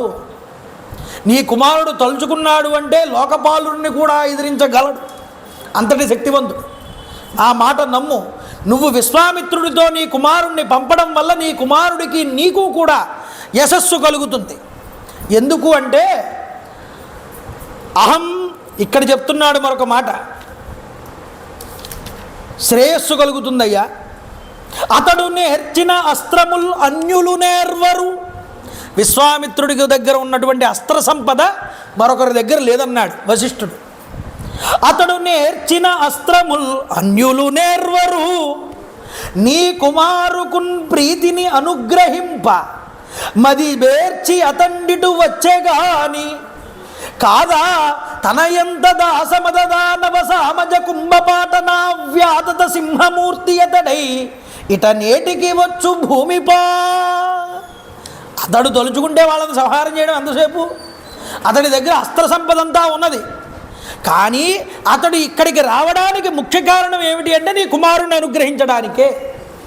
ఈ విషయాన్ని గుర్తుపెట్టుకో. విశ్వామిత్ర మహర్షి అంటే సాధారణమైన వాడు కాదయ్యా. ఏష విగ్రహవాన్ ధర్మ ఏష వీర్యవతాంబర. విశ్వామిత్ర మహర్షి అంటే ఆకృతి దాల్చినటువంటి ధర్మం, గొప్ప శక్తి సామర్థ్యాలు కలిగినటువంటి వాడు, ప్రజ్ఞాశాలి, తాపసులందరిలో కూడా ప్రప్రథముడు, మేటి అయినటువంటి వాడు, లోకానికి గాయత్రి మంత్రాన్ని అందించినటువంటి వాడు విశ్వామిత్రుడంటే. సామాన్యమైన వాడు కాదన్నాడు. గుప్తం కుశికపుత్రేణ జ్వలనే అమృతం యథా. నువ్వు విశ్వామిత్రుడిదంతా మీ కుమారుడు ఉన్నంత వరకు కూడా అమృతం అగ్ని హోత్రం చేత ఎప్పుడు ఎలా రక్షించబడుతూ ఉంటుందో అలా నీ కుమారుడు రక్షించబడుతూనే ఉంటాడు తప్ప నీ కుమారుడికి ఏమీ కాదన్నాడు. అర్థం చేసుకో. ఏషో అస్త్రాన్ వివిధాన్ వేత్తి త్రైలోక్యే సచరాచరే నైన మన్యే పుమాన్ వేత్తి నచ వేత్యాంతికే జన.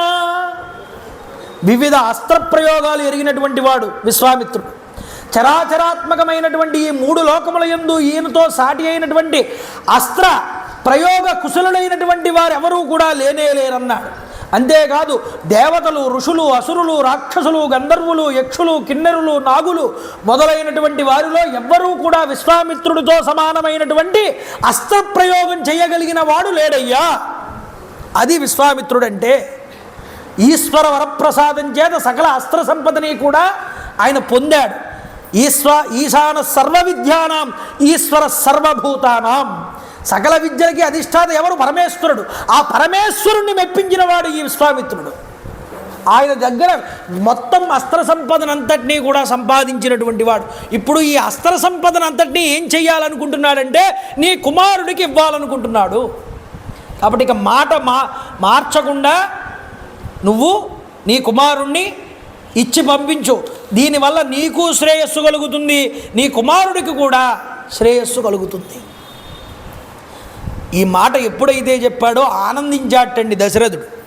ఆనందించి నమస్కారం చేసి విశ్వామిత్రుడికి దశరథుడు, అయ్యా తప్పైపోయింది, నన్ను క్షమించండి, నా కుమారుడు పెద్ద కుమారుడిని మీతో ఇచ్చి నేను పంపుతాను అని అంగీకరించాడు. అయితే వెంటనే రాముణ్ణి పిలిపించాడండి. రామచంద్ర ప్రభువు వారు వస్తున్నారు. దివ్య తేజో సమప్రభమైనటువంటి రూపంతో వెలుగొందుతున్నారు స్వామి. సపుత్రం మూర్ధ్రుపాగ్రాయ రాజా దశరథ ప్రియం. దశరథ మహారాజు గారు రామచంద్ర ప్రభువు వారిని దగ్గరికి తీసుకున్నారట. తీసుకుని ఒక్కసారి ముఖాన్ని పట్టుకుని ఆ యొక్క మూర్ధ్ని స్నానం ముందు ఆ ముద్దు పెట్టుకున్నారు. దదౌ కుశికపుత్రాయ సుప్రీతేనాంతరాత్మన. ఆ ముద్దు పెట్టి ఆ కుశికపుత్రుడైనటువంటి విశ్వామిత్ర మహర్షి వారి దగ్గరికి పంపించాడు రాముణ్ణి. దశరథ మహారాజు గారికి విశ్వామిత్రుడికి మధ్యలో వెళ్ళి నిలబడ్డాడు రామచంద్ర ప్రభు. చూడండి, తతో వాయు సుఖస్పర్శో వీరజస్కో వవౌ తథా విశ్వామిత్రాగతం దృష్ట్వా రామం రాజీవలోచనం. విశ్వామిత్ర మహర్షి వారి దగ్గరికి వచ్చి చేరుకున్నటువంటి రామచంద్ర ప్రభువుని చూసి వాయువు చక్కనైనటువంటి సుఖస్పర్శ కలిగించాట వాళ్ళిద్దరి మధ్యలో నుంచి వీచాట ఒకసారి. ఇది చాలా శుభహేతువు అన్నారు. అంటే గురువు గారి చెంతకి శిష్యుడు చేరుకున్నాడు, గురువు అనుగ్రహం పరిపూర్ణంగా లభించబోతున్నది ఈ శిష్యుడికి అని చెప్పడం. అయితే మహాత్ముడైనటువంటి రామచంద్ర ప్రభువు వారు విశ్వామిత్రుడితో కూడి బయలుదేరడానికి సిద్ధపడుతున్నారు. చెప్పారు దశరథుడు, నాయన ఈ విశ్వామిత్రుల వారితో నువ్వు కలిసి వెళ్ళు, ఆయన ఏం చెప్తే అది నువ్వు ఆచరించు. ఈ మాట చెప్పాడు దశరథుడు. ఆయన ముందర నడుస్తున్నాడు విశ్వామిత్రుడు, రామచంద్ర ప్రభు అనుసరిస్తున్నారు. పూల వర్షం కురిసిందన్నారండి. ఇది చాలా శుభహేతువు. రామాయణంలో రామచంద్ర ప్రభువుని ముందరికి నడిపించిన వాళ్ళు ఇద్దరు, ఒకళ్ళు దేవతలు, రెండు మహర్షులు.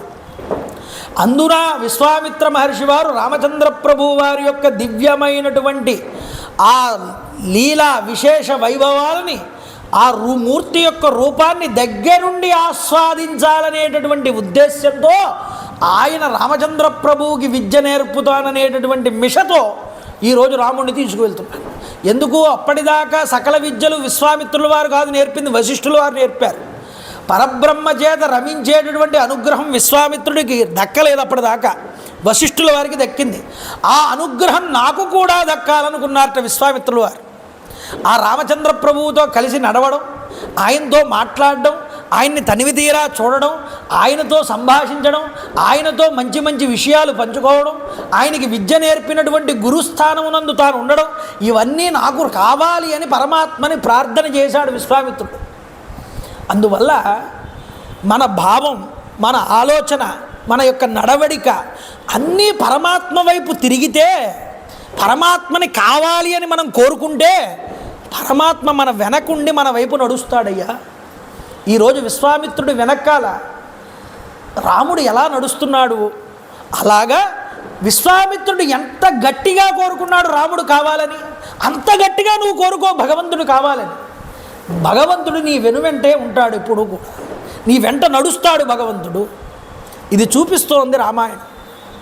అన్ని కోణాల్లో మీరు రామాయణాన్ని దర్శనం చేయాలి. ఒక గురు శుశ్రూషలే శిష్యుల కిందే కాదు, ఒక భగవద్ విషయంలో కూడా రామాయణాన్ని చూసినప్పుడు పరమాత్మ ఎంత అనుగ్రహిస్తారు తన వారిని అనేటటువంటి ఒక దృశ్యం మనకి ఇక్కడ కనిపిస్తుంది. రాముడు ఒక గురువుకి ఎంత విలువ ఇవ్వాలో, ఎంత శ్రద్ధ కనబరచాలో, ఎంత విలువ ఇవ్వాలో ఇవన్నీ చూపిస్తాడు. కాబట్టి చూడండి, పుష్పవృష్టి కురిసిందిట, వెడలెను కోదండపాణి అంటాడు త్యాగరాజు. వెనకాల విశ్వామిత్రుడి వెనకాల వెళ్తున్నాడు రామచంద్రపురం. ఇక్కడ ఒక చమత్కారం చెప్పమంటారా, విశ్వామిత్రుల వారు లక్ష్మణుణ్ణి కూడా పంపించండి అని కోరుకోలే, కావాలని రాముణ్ణి పంపించాలని అడిగాడు. కానీ ఇక్కడ రాముడితో పాటు లక్ష్మణుడు కూడా బయలుదేరాడు. చూడండి ఆశ్చర్యం ఏమిటిది. లక్ష్మణుడిని పిలిచారా ఎవరైనా? మరి లక్ష్మణుడు ఎందుకు వచ్చాడు? ఒక ప్రోటోకాల్ ఉంటుంది దేనికైనా. సీఎం గారు వచ్చారు, ఏమంటే సీఎం గారు వస్తున్నారు కాబట్టి సీఎం గారు వస్తున్నారు కాబట్టి ఓ కుర్చీ వేసి ఓ సాలువా పట్టు కూర్చుంటే సరిపోతుందా?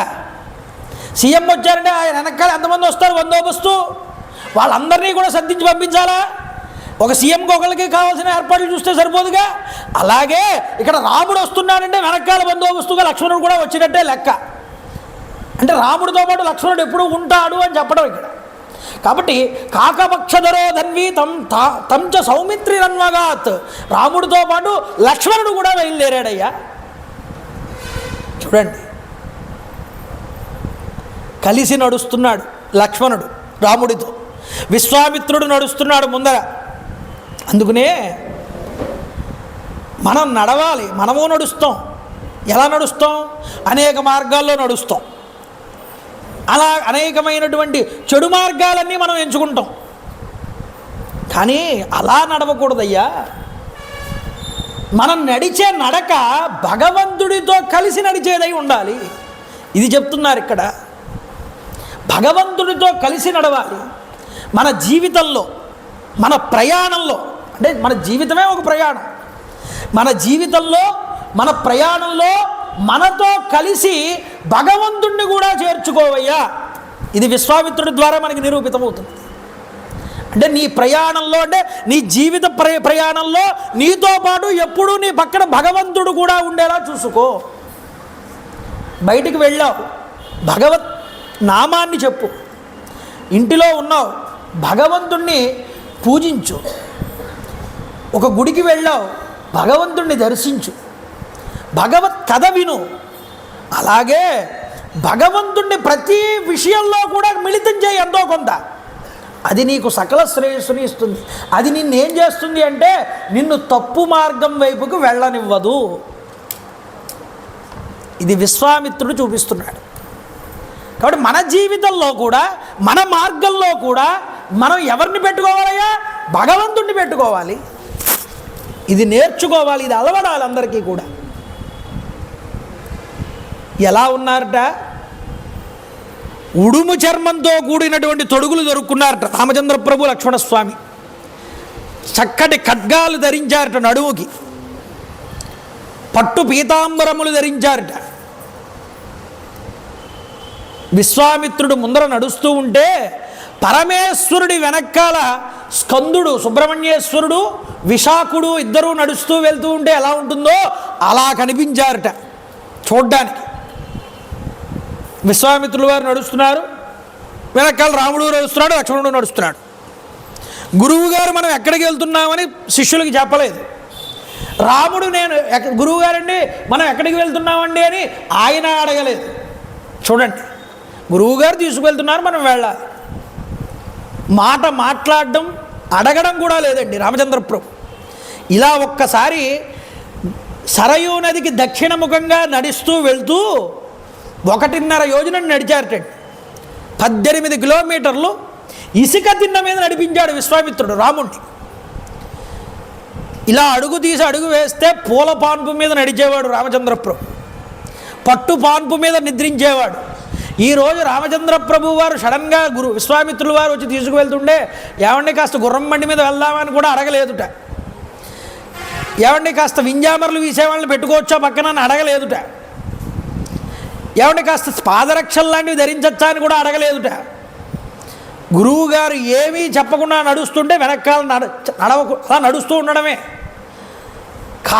పాదాలు కందిపోతూ ఉంటే ఏమీ లెక్క చేయకుండా నడిచాడు రామచంద్ర. భాగవతంలో శ్రీశుకుల వారు అంటారు ఈ మాట,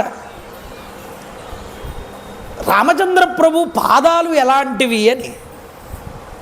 రామచంద్ర ప్రభు పాదాలుటండి, సీతాదేవి ఆ పాదాలని తన చేతితో నొక్కుతూ ఉంటే కందిపోతున్నట్లుగా కనిపించేవిట రామచంద్ర ప్రభు పాదాలు. అంతటి సుకుమారమైనటువంటి పాదాలు రామచంద్ర ప్రభు. అంతటి సుకుమారమైన పాదాలతో రాముడు అంత దూరం నడుస్తున్నాడయ్యా వెనక్కాల. వెనక్కి తిరిగి చూశాడు విశ్వామిత్రుడు, ఆనందచికితుడు అయ్యాడు. ఇంత దూరం వీళ్ళని నడిపించినా గురువుగారండి ఎక్కడికి వెళ్తున్నామని కూడా అడగలేదు ఈ పిల్లవాడు. నేను తీసుకువెళ్తున్నాను కాబట్టి నాతో వచ్చేస్తున్నాడు. గురువు యొక్క ప్రీతిని ఎలా పొందాలో, గురువుకి ఎలా శుశ్రూష చెయ్యాలో, గురు అనుగ్రహాన్ని ఎలా సంపాదించుకోవాలో ఇక్కడ రాముడు చూపిస్తున్నాడు.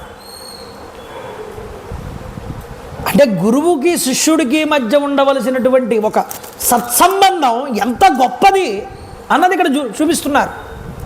ఇది తెలియకపోవడం వల్ల కదా ఈరోజు ఉపాధ్యాయుల్ని ఎంతో తేలికగా తీసిపాడేస్తున్నారు విద్యార్థులందరూ కూడా. విద్య చెప్పేటటువంటి యంత్రంగా చూస్తున్నారు కానీ ఉపాధ్యాయుడిని, ఆ విద్యని నేర్పేటటువంటి గురువు కనుక అనుగ్రహిస్తే ఎంతటి అనుగ్రహాన్ని పొందొచ్చు అన్న విషయాన్ని వాళ్ళు తెలుసుకోలేకపోతున్నారు. ఇది పిల్లలకి ఎక్కడ కొరవడుతోంది? మన మూలాలు మనం వారికి అందించలేకపోవడం వల్ల. రాముడు ఇంతలా సేవించాడురా విశ్వామిత్రుణ్ణి. గురువుగారంటే అంతటి వినయం, గౌరవం అది చూపించాడు కాబట్టే వెంటనే విశ్వామిత్రుడు అన్నాడు, ఆయన రామ కూర్చో. ఆ సరయూ నది ఒడ్డున కూర్చోబెట్టాడు, ఆచమనం చేయమన్నాడు. ఆచమనం చేశాడు రామచంద్ర ప్రభు. నీకు ఇప్పుడు 2 విద్యలు నేర్పుతున్నానన్నాడు. ఏమిటవే అన్నాడు. ఏమిటి అంటే గృహాణవత్స సలిలం మాభూత్ కాలస్య పర్యయ మంత్రగ్రామం గృహాణత్వం బలాం అతిబలాం తథా. బల అతిబల అనేటటువంటి విద్యలు నీకు నేర్పుతున్నాను. దీనివల్ల నీకు ఏమిటి ఉపయోగం అన్నారు? న శ్రమో న జ్వరో వాతేన రూపస్య విపర్యయ నచ సుప్తం ప్రమత్తం వా దర్శయిష్యంతి నైరుత. ఈ మంత్ర ప్రభావం వల్ల నీకు అలసట అనేటటువంటిది రాదన్నాడు. ఆకలి దప్పులు అనేటటువంటివి నీకు ఉండవు. నీ రూపకాంతులు అనేటటువంటివి తరగవు. నీకు అలసట అనేటటువంటిది ఉండదు. నీకు నిద్ర రమ్మన్నా కూడా రాదు. ఒకవేళ నువ్వు నిద్రిస్తున్నా యామరపాటుగా ఉన్నా నీ జోలికి ఏ రాక్షసుడు కూడా రాలేడు. అంతటి శక్తివంతమైనటువంటి మంత్రాన్ని నీకు ఇస్తున్నాను. రామ కూర్చో, ఆ సరయూ నదీ జలాలు ఆచమనం చేయి, నీకు ఈ మంత్రోపదేశం చేస్తానన్నా. చూడు, నా సౌభాగ్యే నా దాక్షిణ్యే నా జ్ఞానే బుద్ధి నిశ్చయే నోత్తరే ప్రతివక్తవ్యే సమోలోకే తథా అనగహ. చూడండి,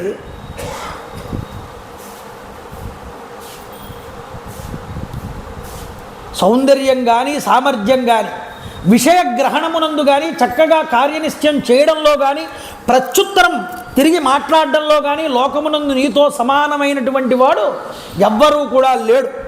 కాబట్టి బల అతిబల అనేటటువంటి ఈ మహామంత్రాన్ని సమస్త జ్ఞానానికి కూడా మాతృకలైనటువంటివి.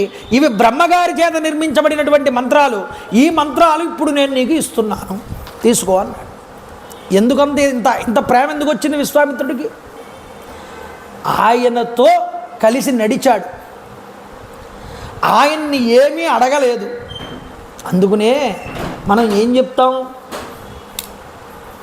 నా బ్రతుకు బండి నడవాలి అంటే ఎవరు నడిపించేది వెనకాల? భగవంతుడు.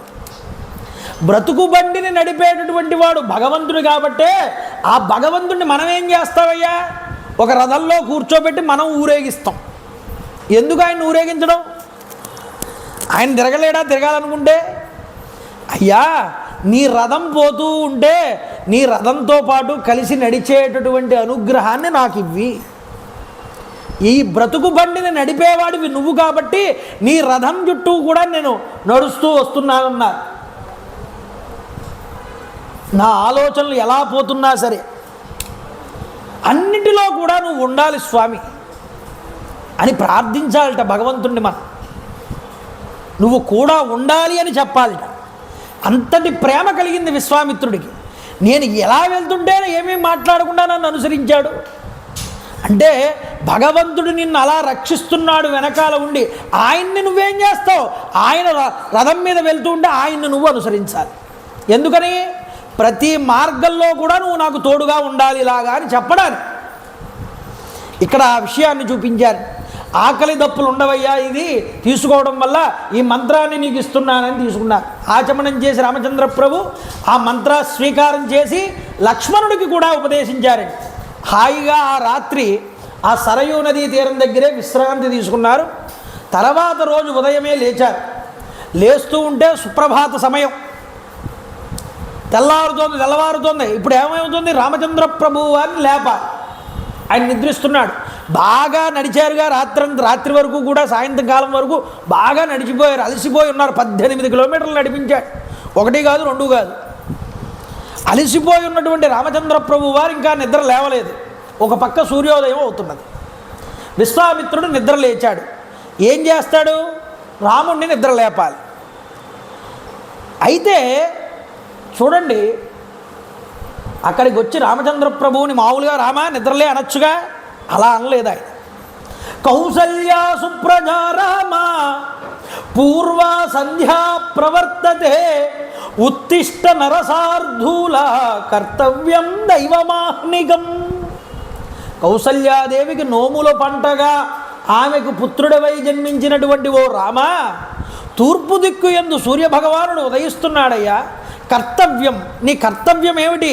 సూర్యుడికి నమస్కారం చేసి ఆయనకి అర్ఘ్యాన్ని విడిచిపెట్టాలి, దైవ కార్యక్రమాన్ని పూర్తి చెయ్యాలి అని, దైవమాహ్నికం అని, ఆ దైవ చింతనని చెయ్యాలి అని గుర్తు చేశాడు విశ్వామిత్రుడు. ఒకవేళ రాముడు లేవలేదనుకోండి, విశ్వామిత్రుడు ఏమైనా అంటాడా? ఏమీ అనడు. ఆయన పని చేసుకుంటాడు. మళ్ళీ కావాలంటే కాసేపు వచ్చాక కాసేపు నాకు వచ్చి లేపుతాడు. అప్పుడైనా లేవలేదనుకోండి, అప్పుడు కూడా ఆయన ఏమండు. మధ్యాహ్న సమయం అయ్యేటప్పటికి వచ్చి నిద్ర లేపుతాడు. రామా లేవయ్యా, మాధ్యాహ్నికం అంటే విశ్వామిత్రుడు తాను చెప్పవలసిన కర్తవ్యాన్ని తాను చెప్తున్నాడు. ఆచరించాలా ఆచరించకపోవడం అనేటటువంటిది శిష్యుడి యొక్క నేర్పు మీద ఆధారపడి ఉంటుంది. ఇక్కడ రామచంద్ర ప్రభువు వారు ఇలా చెప్పగానే ఆయన నిద్రలేచాడు. చూడండి, వెంకటేశ్వర స్వామి వారు సుప్రభాతం చేసినప్పుడు కూడా మొట్టమొదటి శ్లోకం ఇదేగా. సుప్రభాతం దేనికండి అని ఒక మాట. భగవంతుడికి సుప్రభాతం ఏమిటండి? భగవంతుడు నిద్రపోతాడా? భగవంతుడు కనుక నిద్రపోతే ఈ జగత్ అనేది ఇలా ఉంటుందా? మరి భగవంతుడికి ఏమిటి? మనం రోజు నిద్రలేపుతాం ఆయన్ని. మనం ప్రత్యేకించి సేవ, సుప్రభాత సేవ టికెట్ కొనుక్కుని మరీ వెళ్తామే. ఆ హారతి ఇస్తుంటే ఆనందం చిక్కుతుడై ఆ హారతిని అద్దుకుంటున్నామే. ఏమిటి సుప్రభాతంలో ఉన్న అంతరార్థం ఏమిటయ్యా? భగవంతుడు ఎక్కడో లేడయ్యా నాయన. భగవంతుడు నీ హృదయంలో ఉన్నాడు. నీ హృదయంలో ఉన్నటువంటి భగవత్ శక్తిని జాగృతం చేయి. ఆ భగవంతుడికి సుప్రభాతం. గుళ్ళో ఉన్నటువంటి భగవంతుడికి నువ్వు సుప్రభాతం చేసినా చెయ్యకపోయినా ఆయన ఎప్పుడూ నిన్ను చూస్తూనే ఉంటాడు. ఆయన నిద్రపోడు ఎప్పుడు కూడా. పోయేది మనం. నిద్రలో ఉండే తన్మయత్వాన్ని పొంది మనం భగవంతుడిని కూడా విస్మరించేది మనం. కాబట్టి మనం ఏం చేయాలి? ఈ అజ్ఞానంలో ఉన్నటువంటి మనలో ఉన్న భగవత్ శక్తిని జాగృతపరచడానికి, ఆ భగవంతుడిని నిద్ర లేపడానికి, మనలో ఉన్న భగవంతుడిని నిద్ర లేపడానికి సుప్రభాతం. బయట గుళ్ళో ఉన్న దేవుణ్ణి నిద్ర లేపడానికి కాదు. హాయిగా సుప్రభాతం సేవ తీసుకుని వచ్చి ఇంత కష్టపడి తీసుకున్నాకంటే దానివల్ల ప్రయోజనం ఏముంది? నీలో భగవంతుడు ఉదయించినంత వరకు, నిద్ర లేవనంత వరకు నీకు సుప్రభాతం విలువే తెలియదు. ఎప్పుడు నీ యొక్క హృదయంలో భగవంతుడు నిద్రలేస్తాడు, ఆయనకి ఎప్పుడు సుప్రభాతం జరుగుతుంది అంటే దీని పేరే హృదయం అండి అన్న. హృదయము అనేటటువంటి 4 అక్షరాలలో మొదటి అక్షరం చివరక్షరం తీసేస్తే మధ్యలో 2 అక్షరాలు ఉన్నాయి. ఏమిటవి? దయ. ఈ దయ అనేటటువంటిది నీలో ఎప్పుడైతే ఉదయిస్తుందో అప్పుడు నీ హృదయంలో భగవంతుడు సుప్రభాతానికి మేలుకున్నాడు. అది అర్థం. నీలో దయ లేకపోతే, సకల జీవుల యందు దయ చూపించడం నీకు తెలియకపోతే ఆ భగవంతుడు ఎప్పుడూ మేలుకోడు నీ హృదయంలో. నువ్వు ఎప్పుడు సరి అయిన సుప్రభాతం ఇచ్చినట్టు లెక్క. నువ్వు దయ కలిగి ఉండడం, సకల జీవులకి నువ్వు అపకారం చేయకుండా బ్రతికినటువంటి రోజున నీలో భగవంతుడు జాగృతమైనాడు. ఆయన్ని నువ్వు సుప్రభాతంతో మేల్కొల్పినట్టు లెక్క. ఇది నువ్వు నేర్చుకుంటావని, ఆ హృదయాన్ని నువ్వు దర్శనం చేయలేకపోతున్నావని ఒక గుడిని నిర్మించి అందులో ఒక ఈశ్వరుణ్ణి పెట్టి, నీ హృదయంలో ఉన్న ఈశ్వరుడు ఈయన ఒకటేరా, రోజు ఈయనకు వచ్చి సుప్రభాత సేవ చేస్తున్నట్లుగానే నీలో ఉన్న పరమేశ్వరుడికి కూడా సుప్రభాతం చెయ్యి. ఆ దయా కరుణ అనేదాన్ని నీలో కూడా పెంపొందించుకుని నీలో ఉన్న భగవంతుడి యొక్క దయని జాగృతపరచుమన్నారు. ఎవరో రోడ్డు మీద కష్టంలో ఉన్నారు, ఆయన్ని చూసి వెంటనే రోడ్డు మీద నువ్వు బాగా ఆయనకి సహాయం చేసావు, వెళ్ళిపోయావు నీ దారిలో. ఆయన ఏమనుకుంటాడు? భగవంతుడే ఈయన రూపంలో వచ్చి నాకు సహాయం చేశాడంటారు. ఇప్పుడు భగవంతుడు ఎక్కడున్నాడు? నువ్వు చేసినటువంటి సహాయంలో ఉన్నాడు, నువ్వు చూపించినటువంటి దయలో ఉన్నాడు, నీ యొక్క కరుణలో ఉన్నాడు. నువ్వు ఆకుండా వెళ్ళిపోతే, మూర్ఖంగా ఉంటే, నాకెందుకులే అనుకుంటే, నీలో భగవంతుడు మేల్కొన్నాడా, అది నిద్రిస్తున్నాడా? నీలో భగవంతుడు మేలుకోలేదని గుర్తు. అందుకనే భగవత్ సేవ ఎంత గొప్పదో, మానవుడికి చేసేటటువంటి జీవులకి చేసే సేవ కూడా అంతే గొప్పది. అందుకనే మానవ సేవే మాధవ సేవ అనే మాట ఎందుకు వచ్చిందండి మాటలో? సకల జీవులకి నువ్వు చేసే సేవ ఏదైతే ఉన్నదో అది భగవంతుడికి చేసే సేవే. నువ్వు 1116 పెట్టుకుని నిన్ను వెళ్ళి సుప్రభాత సేవ చేయించుకోవద్దని నేను అనట్లేదు. ఆ 1116 నువ్వు ఉపయోగించుకున్న టికెట్ తీసుకుని సుప్రభాతానికి వెళ్ళేటప్పుడు ఎవడో కష్టంలో ఉన్నప్పుడు ఆ కష్టంలో ఉన్నవాడికి ఈ 1116లతో సహాయం చేస్తే నువ్వు చేయించుకున్న సుప్రభాత సేవ కన్నా వాడికి చేసిన సహాయం వల్ల వెంటనే పరమేశ్వరుడు ఆనందిస్తాడు నిన్ను చూసి. ఇది సుప్రభాత సేవలో ముఖ్యమైనటువంటి ఉద్దేశం. కాబట్టి నీలో ఉన్న దయ జాగృతం అవ్వాలి, అది భగవంతుణ్ణి మేల్కొల్పుతుంది. ఆ భగవంతుణ్ణి మేల్కొల్పినప్పుడు నీ హృదయంలో నువ్వే భగవంతుడు అవుతావు.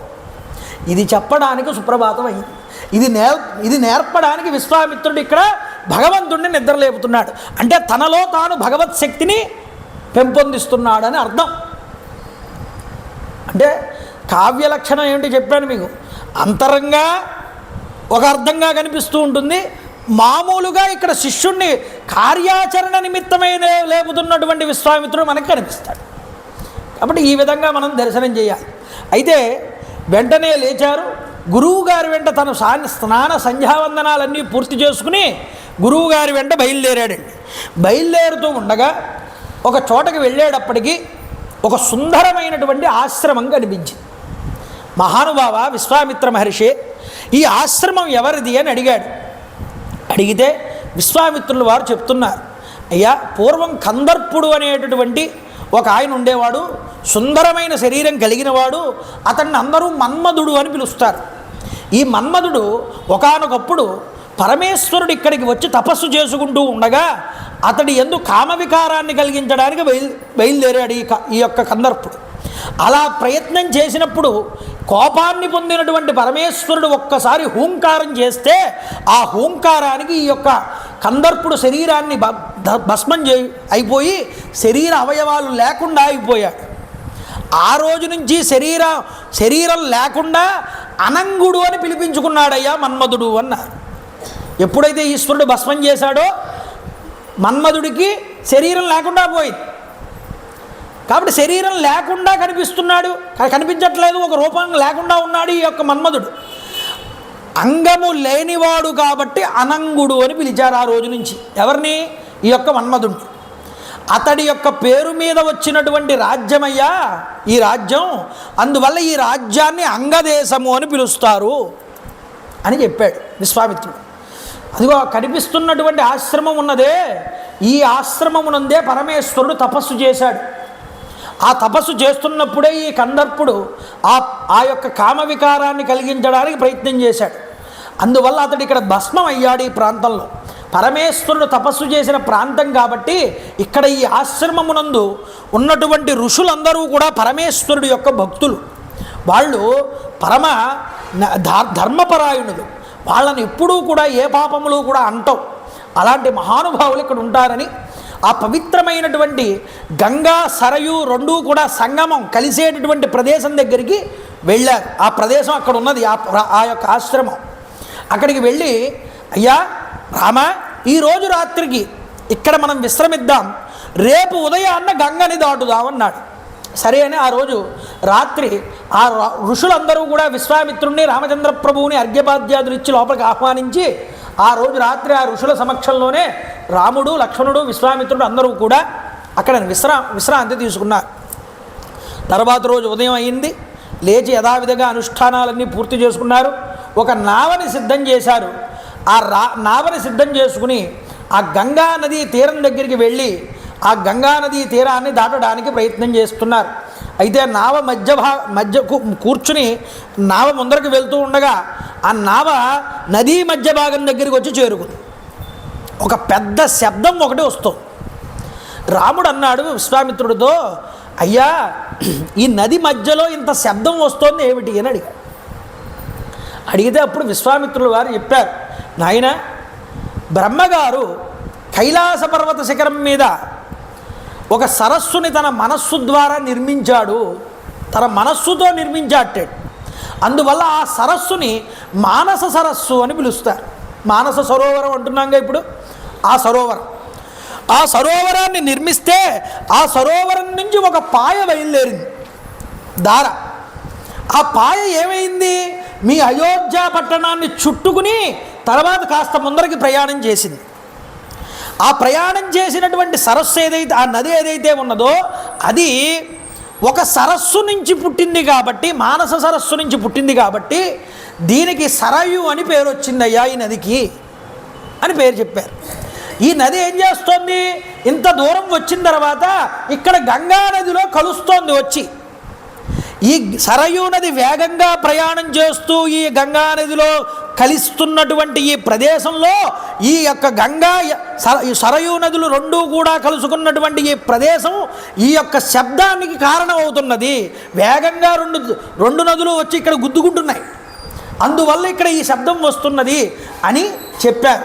తరువాత ఆ గంగా నదిని దాటి గంగా నదికి దక్షిణం వైపుకు వచ్చారు. వచ్చి కాస్త ముందరికి నడుస్తున్నారు. నడుస్తూ ఉండగా ఒక భీకరమైనటువంటి కీకారణ్యం కనిపించింది. కీకారణ్యం కనిపిస్తే గురువుగారిని అడిగాడు. గురువుగారు, అహోవనమిదం దుర్గం గిల్లికాగణనాదికం భైరవై స్వాపదై పూర్ణం శకుంతైర్దారుణారుతై, చాలా దారుణంగా కనిపిస్తోంది ఈ యొక్క వనం.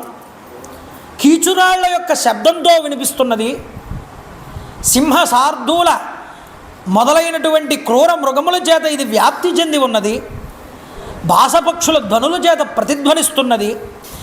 కాబట్టి ఇంతటి భయంకరంగా ఉన్నటువంటి ఈ యొక్క కాననం యొక్క పేరేమిటి, ఈ ప్రదేశం ఎవరిది, ఎందుకు ఇలా ఉన్నది, ఇంత దట్టంగా ఉన్నది, ఇంత క్రూరంగా ఉన్నది?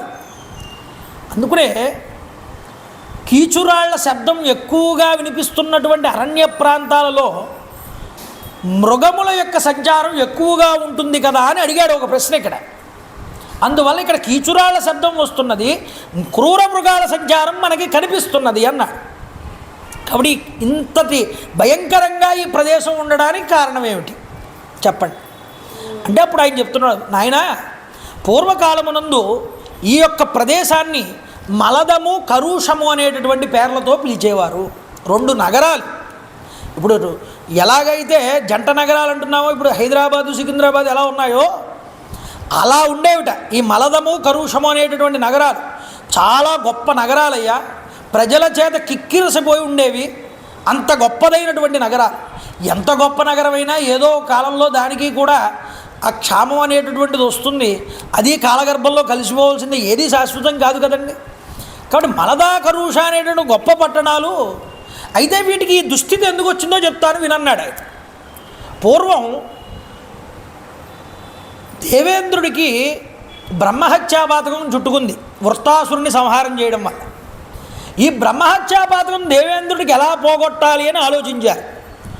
ఆలోచన చేసినప్పుడు మంచి మంత్రపూత జలముల చేత, ఔషధీయ జలాల చేత దేవతలందరూ కూడా దేవేంద్రుని తీసుకొచ్చి ఈ ప్రదేశంలో కూర్చోబెట్టి అతడికి అభిషేకం చేశారు. ఇలా అభిషేకం చేసినప్పుడు అతని శరీరానికి అంటుకున్నటువంటి బ్రహ్మహత్య దోషమంతా కూడా కిందకి జారి ఆ భూమి తీసుకుంది, ఆ దోషాన్ని అంతటినీ కూడా. అప్పుడు దేవేంద్రుడు స్వస్థత పొంది వెళ్ళిపోతూ ఈ ప్రాంతాన్ని అనుగ్రహించాడు. ఏమని అంటే, మీరు నా యొక్క మలినాన్నంతటినీ స్వీకరించారు, నా దోషాన్ని స్వీకరించారు, కాబట్టి ఈ రోజు నుంచి కూడా మీ యొక్క ప్రదేశాన్ని మలదము కరుషము అని పిలుస్తారు అని దేవేంద్రుడు చెప్పాట. చెప్పి ఈ యొక్క ప్రదేశం ఏదైతే ఉన్నదో ఇది చిరకాలము కూడా ధనధాన్య సంపదలతో సంతోషంతో చిరకాలము వర్ధిల్లుగా కానీ ఆశీర్వదించాడు. ఆయన వెళ్ళిపోయాడు. ఎప్పుడో కృతయుగంలో జరిగిన మాట అది. అయితే కొంతకాలం తర్వాత 1000 ఏనుగుల బలం కలిగినటువంటి బలం నాగసహస్రస్య ధారయంతి తదాహ్యభూత్ తాటకానామ భద్రంతే భార్యా సుందస్య ధీమత.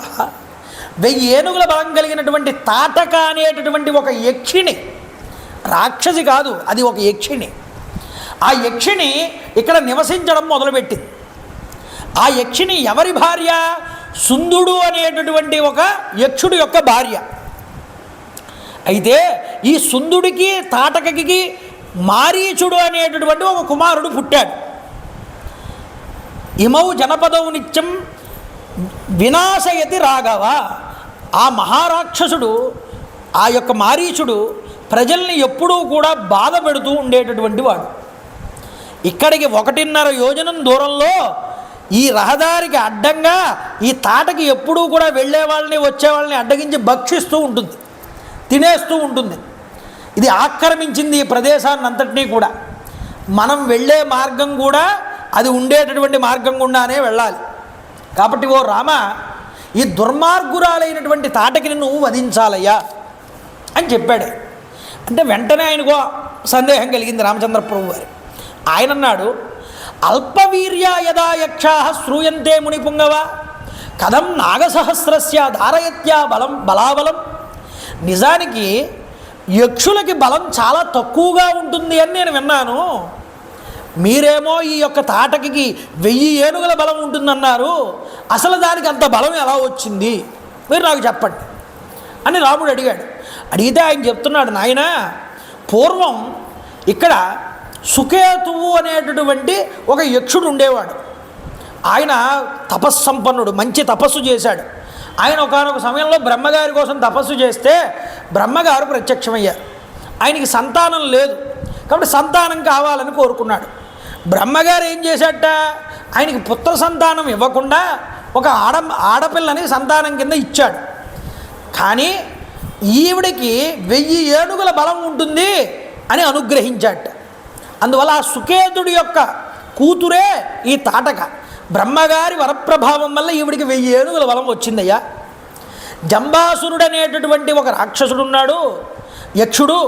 ఆ జంబాసురుడు అనేటటువంటి వాడి యొక్క కుమారుడున్నాడు సుందుడు అని.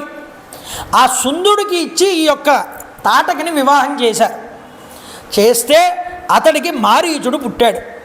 అయితే ఒకానొక సమయంలో ఎదిరింపశక్యం కానటువంటి అగస్త్య మహర్షి వారిని ఈ సుందుడు అనేటటువంటి వాడు బాగా ఎదుర్కొని ముందరికి వెళ్ళి అతడి శాపం చేత రాక్షసుడయ్యాడయ్యా ఈ సుందుడు అనేవాడు అన్నారు.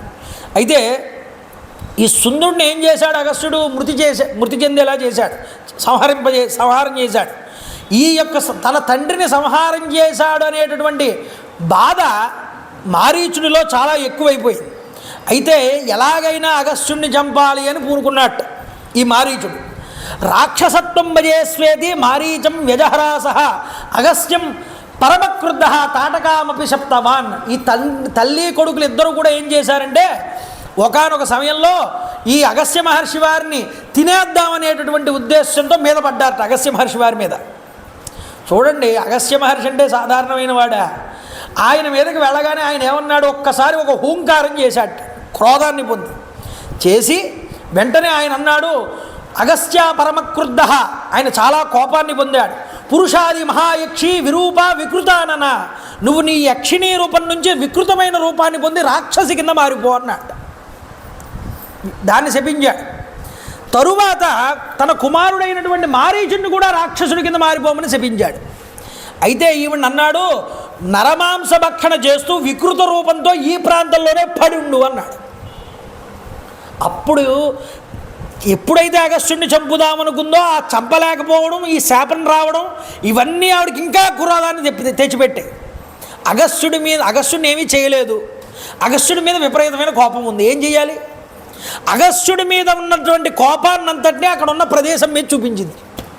ఈ మలదము కరుషం అనే నగరాలన్నింటినీ పాడు చేసేసింది. పాడు చేసేసి వికృతమైన రూపాన్ని పొంది ఆ ప్రజలందరినీ కూడా తరివేసి అక్కడి నుంచి అదే అప్పటి నుంచి ఈ ప్రాంతంలో ఉంటుందయ్యా. దానివల్లే ఈ ప్రదేశం అంతా ఇంత కీకారణ్యం కింద మారిపోయింది. దాని కొడుకు మారీచుడున్నాడే, వాడు ఇంకా జిత్తులో మారి వాడు రాక్షసత్వాన్ని పొందాడు అని చెప్పుకుంటూ వచ్చాడు. కాబట్టి నాయన, ఇప్పటికైనా ఏవం రాఘవ దుర్వృత్తాం యక్షీం పరమదారుణం, ఈ దారుణమైనటువంటి యక్షిణి రాక్షసిది, గోబ్రాహ్మణ హితార్థాయ జహి దుష్టవరాక్రమం. గోవులు కాపాడబడాలి అంటే, బ్రాహ్మణులు కాపాడబడాలి అంటే, వైదికమైనటువంటి క్రతువులన్నీ మళ్ళీ అభివృద్ధి చెందాలి అంటే ఈ రాక్షసిని తుదముట్టించు. గోహింస ఎక్కడ జరుగుతుందో, ఎక్కడ బ్రాహ్మణుడికి వేద విద్యని గౌరవం లేకుండా ఎవడైతే చూస్తాడో అక్కడ రాక్షసత్వం అధికంగా ఉన్నది అని గుర్తు. ఆ రాక్షసత్వం ఉన్నటువంటి ప్రదేశాన్ని కొంతకాలం అనుభవించినా ప్రదేశం అలాగా దాన్ని రూపుమాపడానికి భగవంతుణ్ణి ఏదో రకంగా భక్తులు అక్కడికి తీసుకురాగలుగుతారు. భగవంతుడి యొక్క సాక్షాత్కారంతోనే అక్కడ మళ్ళీ గోబ్రాహ్మణ వైదిక వేద అన్నీ కూడా మళ్ళీ ఉద్ధరించబడతాయి. అది ఇక్కడ చూపిస్తున్నారు. కాబట్టి గోబ్రాహ్మణ హితార్థాయ జహి దుష్టపరాక్రమం, ఈ యొక్క గోవుల కోసం, బ్రాహ్మణుల కోసం, వైదిక కర్మల అభివృద్ధి కోసం, వేద విహితమైనటువంటి కర్మలు మళ్ళీ పునరావృత్తి జరగడం కోసం ఓ రామ, ఒక ప్రభువుగా నువ్వు ఏదో నా శిష్యుడిగా కాదు, ఒక ప్రభువుగా నీ కర్తవ్యాన్ని నువ్వు నిర్వర్తించాలి. ఈ యొక్క రాక్షసిని సంహారం చెయ్యాలి. ఎందుకో తెలుసా? చాతుర్వర్ణహితార్థాయ కర్తవ్యం రాజసూనునా, 4 వర్ణాల వారిని కూడా కాపాడవలసేటటువంటి బాధ్యత రాజుగా నీకు ఉన్నది. 4 వర్ణాలని ఎవరు కాపాడాలి? రాజే కాపాడాలి. కాబట్టి నీకున్నది. కాబట్టి నృశంస్యం అనునృశంస్యం వా ప్రజారక్షణ కారణాత్ పాతకం వా సదోషం వా కర్తవ్యం రక్షతా సత. అయ్యో, ఒక స్త్రీని చంపడం తప్పేమో, పాపం చుట్టుకుంటుందేమో అనే ఆలోచన నీకు అక్కర్లేదు రామా. ఈ ఆలోచనలు ఏమీ నీకు అక్కర్లేదు. ఎందుకో తెలుసా? నువ్వు రాజువి కాబట్టి నీ ముఖ్య ధర్మం ఏమిటి అంటే ప్రజారక్షణ కారణాత్, నువ్వు ప్రజల్ని రక్షించి తీరాలి. దానికోసం స్త్రీ అయినా సరే సంహారం చేయవలసిందే. పాతకం వాస దోషం వా, ఒకవేళ స్త్రీని చంపితే దానివల్ల నాకు పాపం వస్తుంది అని నువ్వు అనుకుంటున్నావా? అలా వచ్చిన పాపాన్ని నువ్వు భరించు. కానీ నువ్వు రాజువు కాబట్టి నీ ధర్మాన్ని నువ్వు నిర్వర్తించి గోబ్రాహ్మణుల్ని, చాతుర్వర్ణాల వారిని నువ్వు కాపాడాలి. ఎందుకు అంటే రాజభార నియుక్తానాం ఏష ధర్మ సనాతన. రాజుగా ఒకసారి నిలబడిన తర్వాత ప్రజలని కాపాడవలసినటువంటి ఆ భారం ఎప్పుడూ అది నీ మీదే ఉంటుంది, ఒక ప్రభువు మీదే ఉంటుంది. ఇదే సనాతనమైనటువంటి ధర్మము. రామా, గుర్తుపెట్టుకో. విశ్వామిత్రుడు చెప్పాడు ఈ మాట. అందువల్ల నీ కర్తవ్యం ఏదైతే ఉన్నదో దాన్ని రక్షించు, అనుష్ఠించు, కాపాడు ఈ లోకాన్నంతటినీ కూడా అని చెప్పాడు, ఉపదేశం చేశాడు. ఈ మాట చెప్పగానే రామచంద్ర ప్రభు ఆనందచికితుడై నమస్కారం చేసి అంటాడు, గురువుగారు మీరు చెప్పారని నేను ఈరోజు ఈ పని చేస్తున్నాను.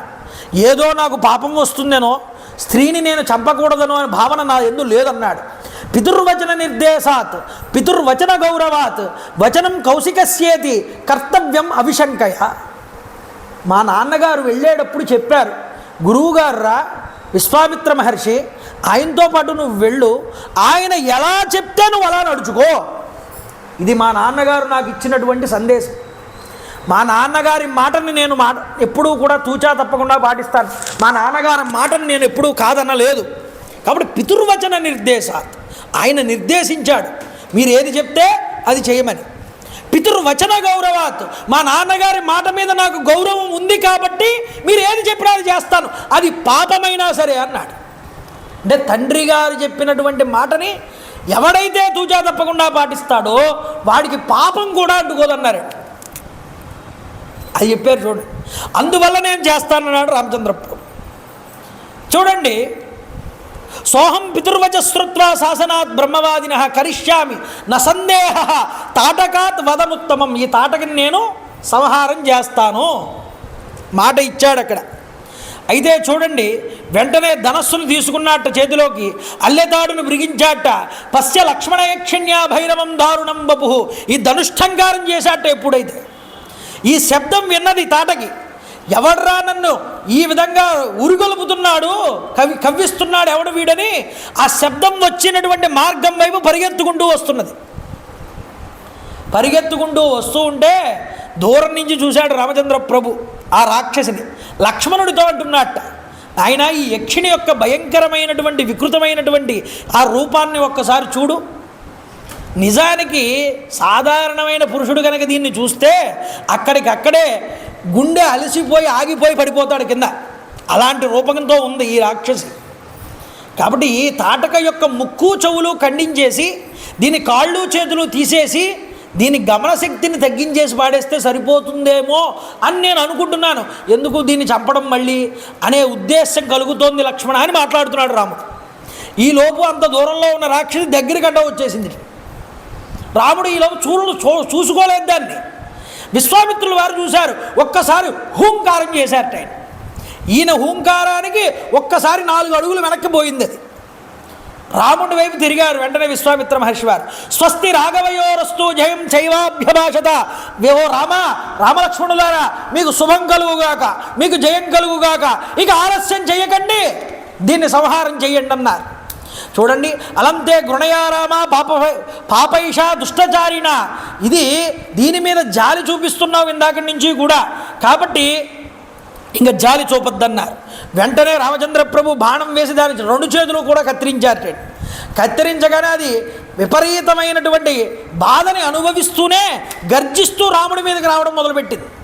ఈలోపు లక్ష్మణస్వామి పరిగెత్తుకుంటూ వెళ్ళి తన బాణంతో దాని ముక్కు చెవులు 2 కత్తిరించేసి పాడేశారట బయటికి. అయితే వెంటనే అది రాళ్ల వర్షం కురిపించడం మొదలుపెట్టింది తన కాళ్ళతో. రాళ్ల వర్షం కురిపిస్తుంటే రామచంద్ర ప్రభు బాణాలతో రాళ్లన్నింటినీ చల్లాచెదురు చేస్తున్నారు. అయినా సరే ఇంకా ఉపేక్షిస్తూ యుద్ధం చేస్తున్నాడు రాముడు అని కోపం వచ్చింది విశ్వామిత్రుడికి. నాయన జాలి పడింది చాలు, ఇంకా సంధ్యా సమయం దగ్గర పడుతోంది, సంధ్యా సమయం అయ్యిందా రాక్షసుల యొక్క బలం పెరిగిపోతుంది, ఇక ఉపేక్షించకు, ఆ రాక్షసుని సంహారం చేయి, నేను చెప్తున్నానన్నాడు విశ్వామిత్రుడు. వెంటనే ఆ మాట చెప్పగానే శరేణో రసి వివ్యాధ సా పపాతమమారచ అభిదుద్రావకాకుత్సం లక్ష్మణంచ వినేదుషి తాం హతం భీమసంకాసం దృష్ట్వా సురపతిస్తదా సాధు సాధ్వీది కాకుస్తం సురాశ్చ సమపూజయన్ రమారమణ గోవింద గోవింద. ఒక్కసారి ఆకర్ణాంతము కూడా బాణాన్ని లాగి శబ్దవేది అనేటటువంటి విద్యను ఉపయోగించాట రామచంద్ర ప్రభు. ఆ ప్రయోగించి ఆ బాణాన్ని ఒక్కసారి వదిలిపెట్టగానే ఆ యక్షిణి దగ్గరికి వెళ్ళి ఈ బాణం పిడుగులాగా మారి దాని వక్షస్థలంలోకి దూరిపోయిందన్నారు. వెంటనే అంతటి పెద్ద రాక్షసి ప్రాణాలు కోల్పోయి భూమి మీద పడిపోయింది తన శరీరంతో.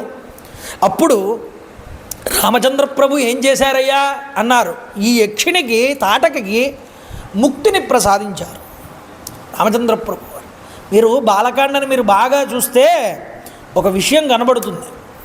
ఏమిటి అంటే, మొట్టమొదట ఈయన సంహారం చేసింది ఒక స్త్రీని. ఎలాంటి స్త్రీ? తామస ప్రవృత్తి కలిగినటువంటి స్త్రీని ఒక బాలకాండలో ఒక చోట మొట్టమొదట స్త్రీని సంహారం చేశారు. మరొక చోట ఒక స్త్రీని ఉద్ధరించారు. ఎవరు? అహల్యని. తర్వాత ఏం చేశారు? మరొక స్త్రీని వివాహం చేసుకున్నారు. అహల్య ఎవరు? రజోగుణ సంబంధమైనటువంటిది. సీతాదేవి ఎవరయ్యా? సత్వగుణం. భగవంతుడు తమో గుణాన్ని సంహరించి రజోగుణాన్ని ఉద్ధరించి సత్వగుణాన్ని స్వీకరిస్తారు అని చెప్పడానికి బాలకాండలో ఈ విషయాన్ని మనకి 3 స్త్రీల ద్వారా చూపించారు. అందుకనే తమో గుణాన్ని ఎప్పుడూ కూడా రజోగుణంతో కలపాలి. రజోగుణాన్ని ఏం చేయాలన్నారు? రజోగుణాన్ని సత్వగుణంతో కలపాలి. అందుకనే సీతాదేవి అంతటి ఆవిడ 3 రూపాలతో ఉంది అని చెప్తుంది ఆనందరామాయణం. అది సమయం వచ్చినప్పుడు చెప్తాను, అందాక మీకు అర్థం అవ్వడానికి ఒక మాట చెప్తున్నా. సీతాదేవి ఎంతమంది సీతాదేవులు ఉన్నారు రామాయణంలో అంటే ఒక సీతే కదండి ఉన్నది అంటాం మనం. ఆనందరామాయణం అంటుంది 3 సీతలు ఉన్నారయ్యా అంటు. ఈ 3 సీతలు ఎవరన్నారు? తమోగుణ ప్రధాన సీత, రజోగుణ ప్రధాన సీత, సత్వగుణ ప్రధాన సీత అని. తమోగుణ ప్రధాన సీత ఎవరు? రావణాసురుడితో వెళ్ళినటువంటి సీతాదేవి. రజోగుణ ప్రధాన సీత ఎవరు? ఆవిడ అగ్నిలో ప్రవేశించింది. సత్వగుణ ప్రధాన సీత ఎక్కడుందయ్యా అన్నారు. ఆయన ఎప్పుడూ రావణ్ణి విడిచిపెట్టలేదు, ఆవిడ రాముడితోనే ఉంది. ఈ విషయం ఎవరు చెప్పారు? రాముడే లక్ష్మణుడితో చెప్పాడు. ఆనందరామాయణంలో కథ ఇది. రాముడు పాపం బాధపడుతున్నాడు సీతాదేవి లేదని పక్కన. ఒకరోజు రాత్రి సీతాదేవిని వెతుకుతూ వెళ్తున్నారు రాముడు లక్ష్మణుడు ఇద్దరు కూడా. ఒకరోజు రాత్రి ఒక చెట్టు కింద నిద్రిస్తున్నారు ఇద్దరు కూడా. లక్ష్మణుడు కళ్ళు మూసుకున్నాడు కానీ నిద్రపోవట్లేదు, అలా కళ్ళు మూసుకుని ఉన్నాడు. ఒక ఆడదాని మాటలు వినిపించాయి లక్ష్మణుడికి. ఏమిటి ఇక్కడ ఆడదాని మాటలు వినిపిస్తున్నాయని కళ్ళు తెరిచి ఒకసారి దూరంగా చూశాడు. దూరంగా చూస్తే రాముడి పక్కన ఒక ఆవిడ కూర్చొని మాట్లాడుతూ, ఎవరు ఈవిడ అని దగ్గరగా చూస్తే సీతాదేవిలా కనిపించింది. సీతాదేవి దగ్గర అనుకుని వెళ్ళి వస్తుంటే లక్ష్మణుడు వస్తున్నాడండి అని అన్నది ఈవిడ. వెంటనే నువ్వు నా హృదయంలోకి రా అన్నాడు రామచంద్ర ప్రభు. ఆవిడ వెంటనే రామచంద్ర ప్రభు హృదయంలోకి వెళ్ళిపోయిందిట. లక్ష్మణుడు వచ్చాడు. లక్ష్మణుడు వచ్చి సీతాదేవిలా అనిపించింది అన్నయ్య, వదిన గారు లేరు కదా ఇక్కడ ఎలా కనిపించింది అని అడిగాడు. లేదురా, సీతాదేవి నన్ను ఎప్పుడూ విడిచిపెట్టదు, ఆవిడెప్పుడూ నాతోనే ఉన్నది. అయితే రావణాసురుడితో వెళ్ళినటువంటి సీత ఎవరు అంటే తమోగుణ ప్రధాన సీత. అందుకనే మీరు చూడండి, పుష్పక ఆ యొక్క రావణాసుర సంహారం అయిపోయిన తర్వాత సీతాదేవిని పల్లకీలో తీసుకొస్తారు. పల్లకీలో తీసుకొస్తే ఈవిడ చూడగానే ఈవిడ నా సీత కాదనుకుంటాడు రాముడు. ఏం చేశాడు, ఈ తమోగుణాన్ని తీసుకువెళ్ళి రజోగుణంతో కలిపాడు. నువ్వు అగ్నిలోకి వెళ్ళమన్నాడు. అగ్నిలో ఉంది కదా రజోగుణ సీత, ఆ రజోగుణ సీతతో కలిపాడు తీసుకువెళ్ళి తమోగుణ సీతని. ఆ తమోగుణ సీతని రజోగుణంలో కలిపి రజోగుణ సీత ఆ యొక్క అగ్నిలో నుంచి పైకి వచ్చింది. ఆ రజోగుణ సీతను తీసుకొచ్చి పక్కన సత్వగుణ సీతతో కలుపుకున్నాడు. ఈ విధంగా రామచంద్ర ప్రభు సీతాదేవిని మళ్ళీ తన దగ్గరికి చేర్చుకున్నాడయ్యా అని చూపించారు. అందుకనే వటపత్ర సాయి అంటారే, శ్రీకృష్ణ పరమాత్మ రావాకు మీద పడుకుని బొటన వేలిని నోట్లో పెట్టుకుంటారు. దేవుడి దీనికి సంకేతం ఏమిటి? మానవ శరీరం 3 భాగాలుగా విభజించారు. మానవ శరీరంలో పైన శిరస్సు వరకు ఉన్నటువంటి ప్రాంతం ఏదైతే ఉన్నదో ఇది సత్వగుణం ఉంటుంది, పూర్తిగా సత్వగుణం. ఈ మొండెం దగ్గర నుంచి కటి ప్రదేశం దాకా ఉన్న ప్రదేశం రజోగుణం అన్నారు. ఈ చేతులు, వక్షస్థలం ఇవన్నీ కూడా. ఈ కటి ప్రదేశం దగ్గర నుంచి పాదాల దాకా ఉన్న ప్రదేశం తమోగుణం అన్నారు. అందుకనే కృష్ణుడు ఏం చేశాడు, రజోగుణం కలిగినటువంటి చేతులతో తమోగుణం కలిగినటువంటి కాలిని పట్టుకుని ఆ తమోగుణాన్ని రజోగుణంతో కలిపి ఆ రజోగుణంతో ఉన్నటువంటి ఆ యొక్క కాలి యొక్క బొటని వేలుని తీసుకువచ్చి నోట్లో పెట్టుకున్నాడు, సత్వగుణంతో కలిపాడయ్యా అని చెప్పడానికి వటపత్ర సాయిగా శ్రీకృష్ణ పరమాత్మ ఆ రావాకు మీద మనకు కనిపిస్తారయ్యా. అంటే తమోగుణాన్ని ముందు నీ రజోగుణంతో కలిపి ఆ రజోగుణంతో ఉన్న తమోగుణాన్ని తీసుకొచ్చి నీ సత్వగుణంలో కలుపుకో, నువ్వు సాత్వికుడుగా నిలబడతావు. అది నీకు పరమాత్మ స్వరూపాన్ని పొందడానికి హేతు అవుతుంది. ఇది చెప్పడానికి తాటకా సంహారం మొట్టమొదటగా చేసి తర్వాత అహల్యను ఉద్ధరించి ఆ తర్వాత సీతా కళ్యాణానికి వెళ్తారు రామచంద్ర ప్రభు వారు. ఆ మిగతా కథనంతటినీ రేపు సాయంత్రం మళ్ళీ యథాతథంగా 6:30 మనం చెప్పుకునేటటువంటి ప్రయత్నం చేద్దాం. నేను చెప్తాను, మీరందరూ కూడా చెప్పండి. శ్రీ హనుమా శ్రీరామ జయ రామ జయ జయ రామ, శ్రీరామ జయ రామ జయ జయ రామ, శ్రీరామ జయ రామ జయ జయ రామ, శ్రీరామ జయ రామ జయ జయ రామ, రామ్ రామాయ నమః, రామ్ రామాయ నమః, రామ్ రామాయ నమః, రామ్ రామాయ నమః, రామ్ రామాయ నమః, రామ్ రామాయ నమః, రామ్ రామాయ నమః, రామ్ రామాయ నమః,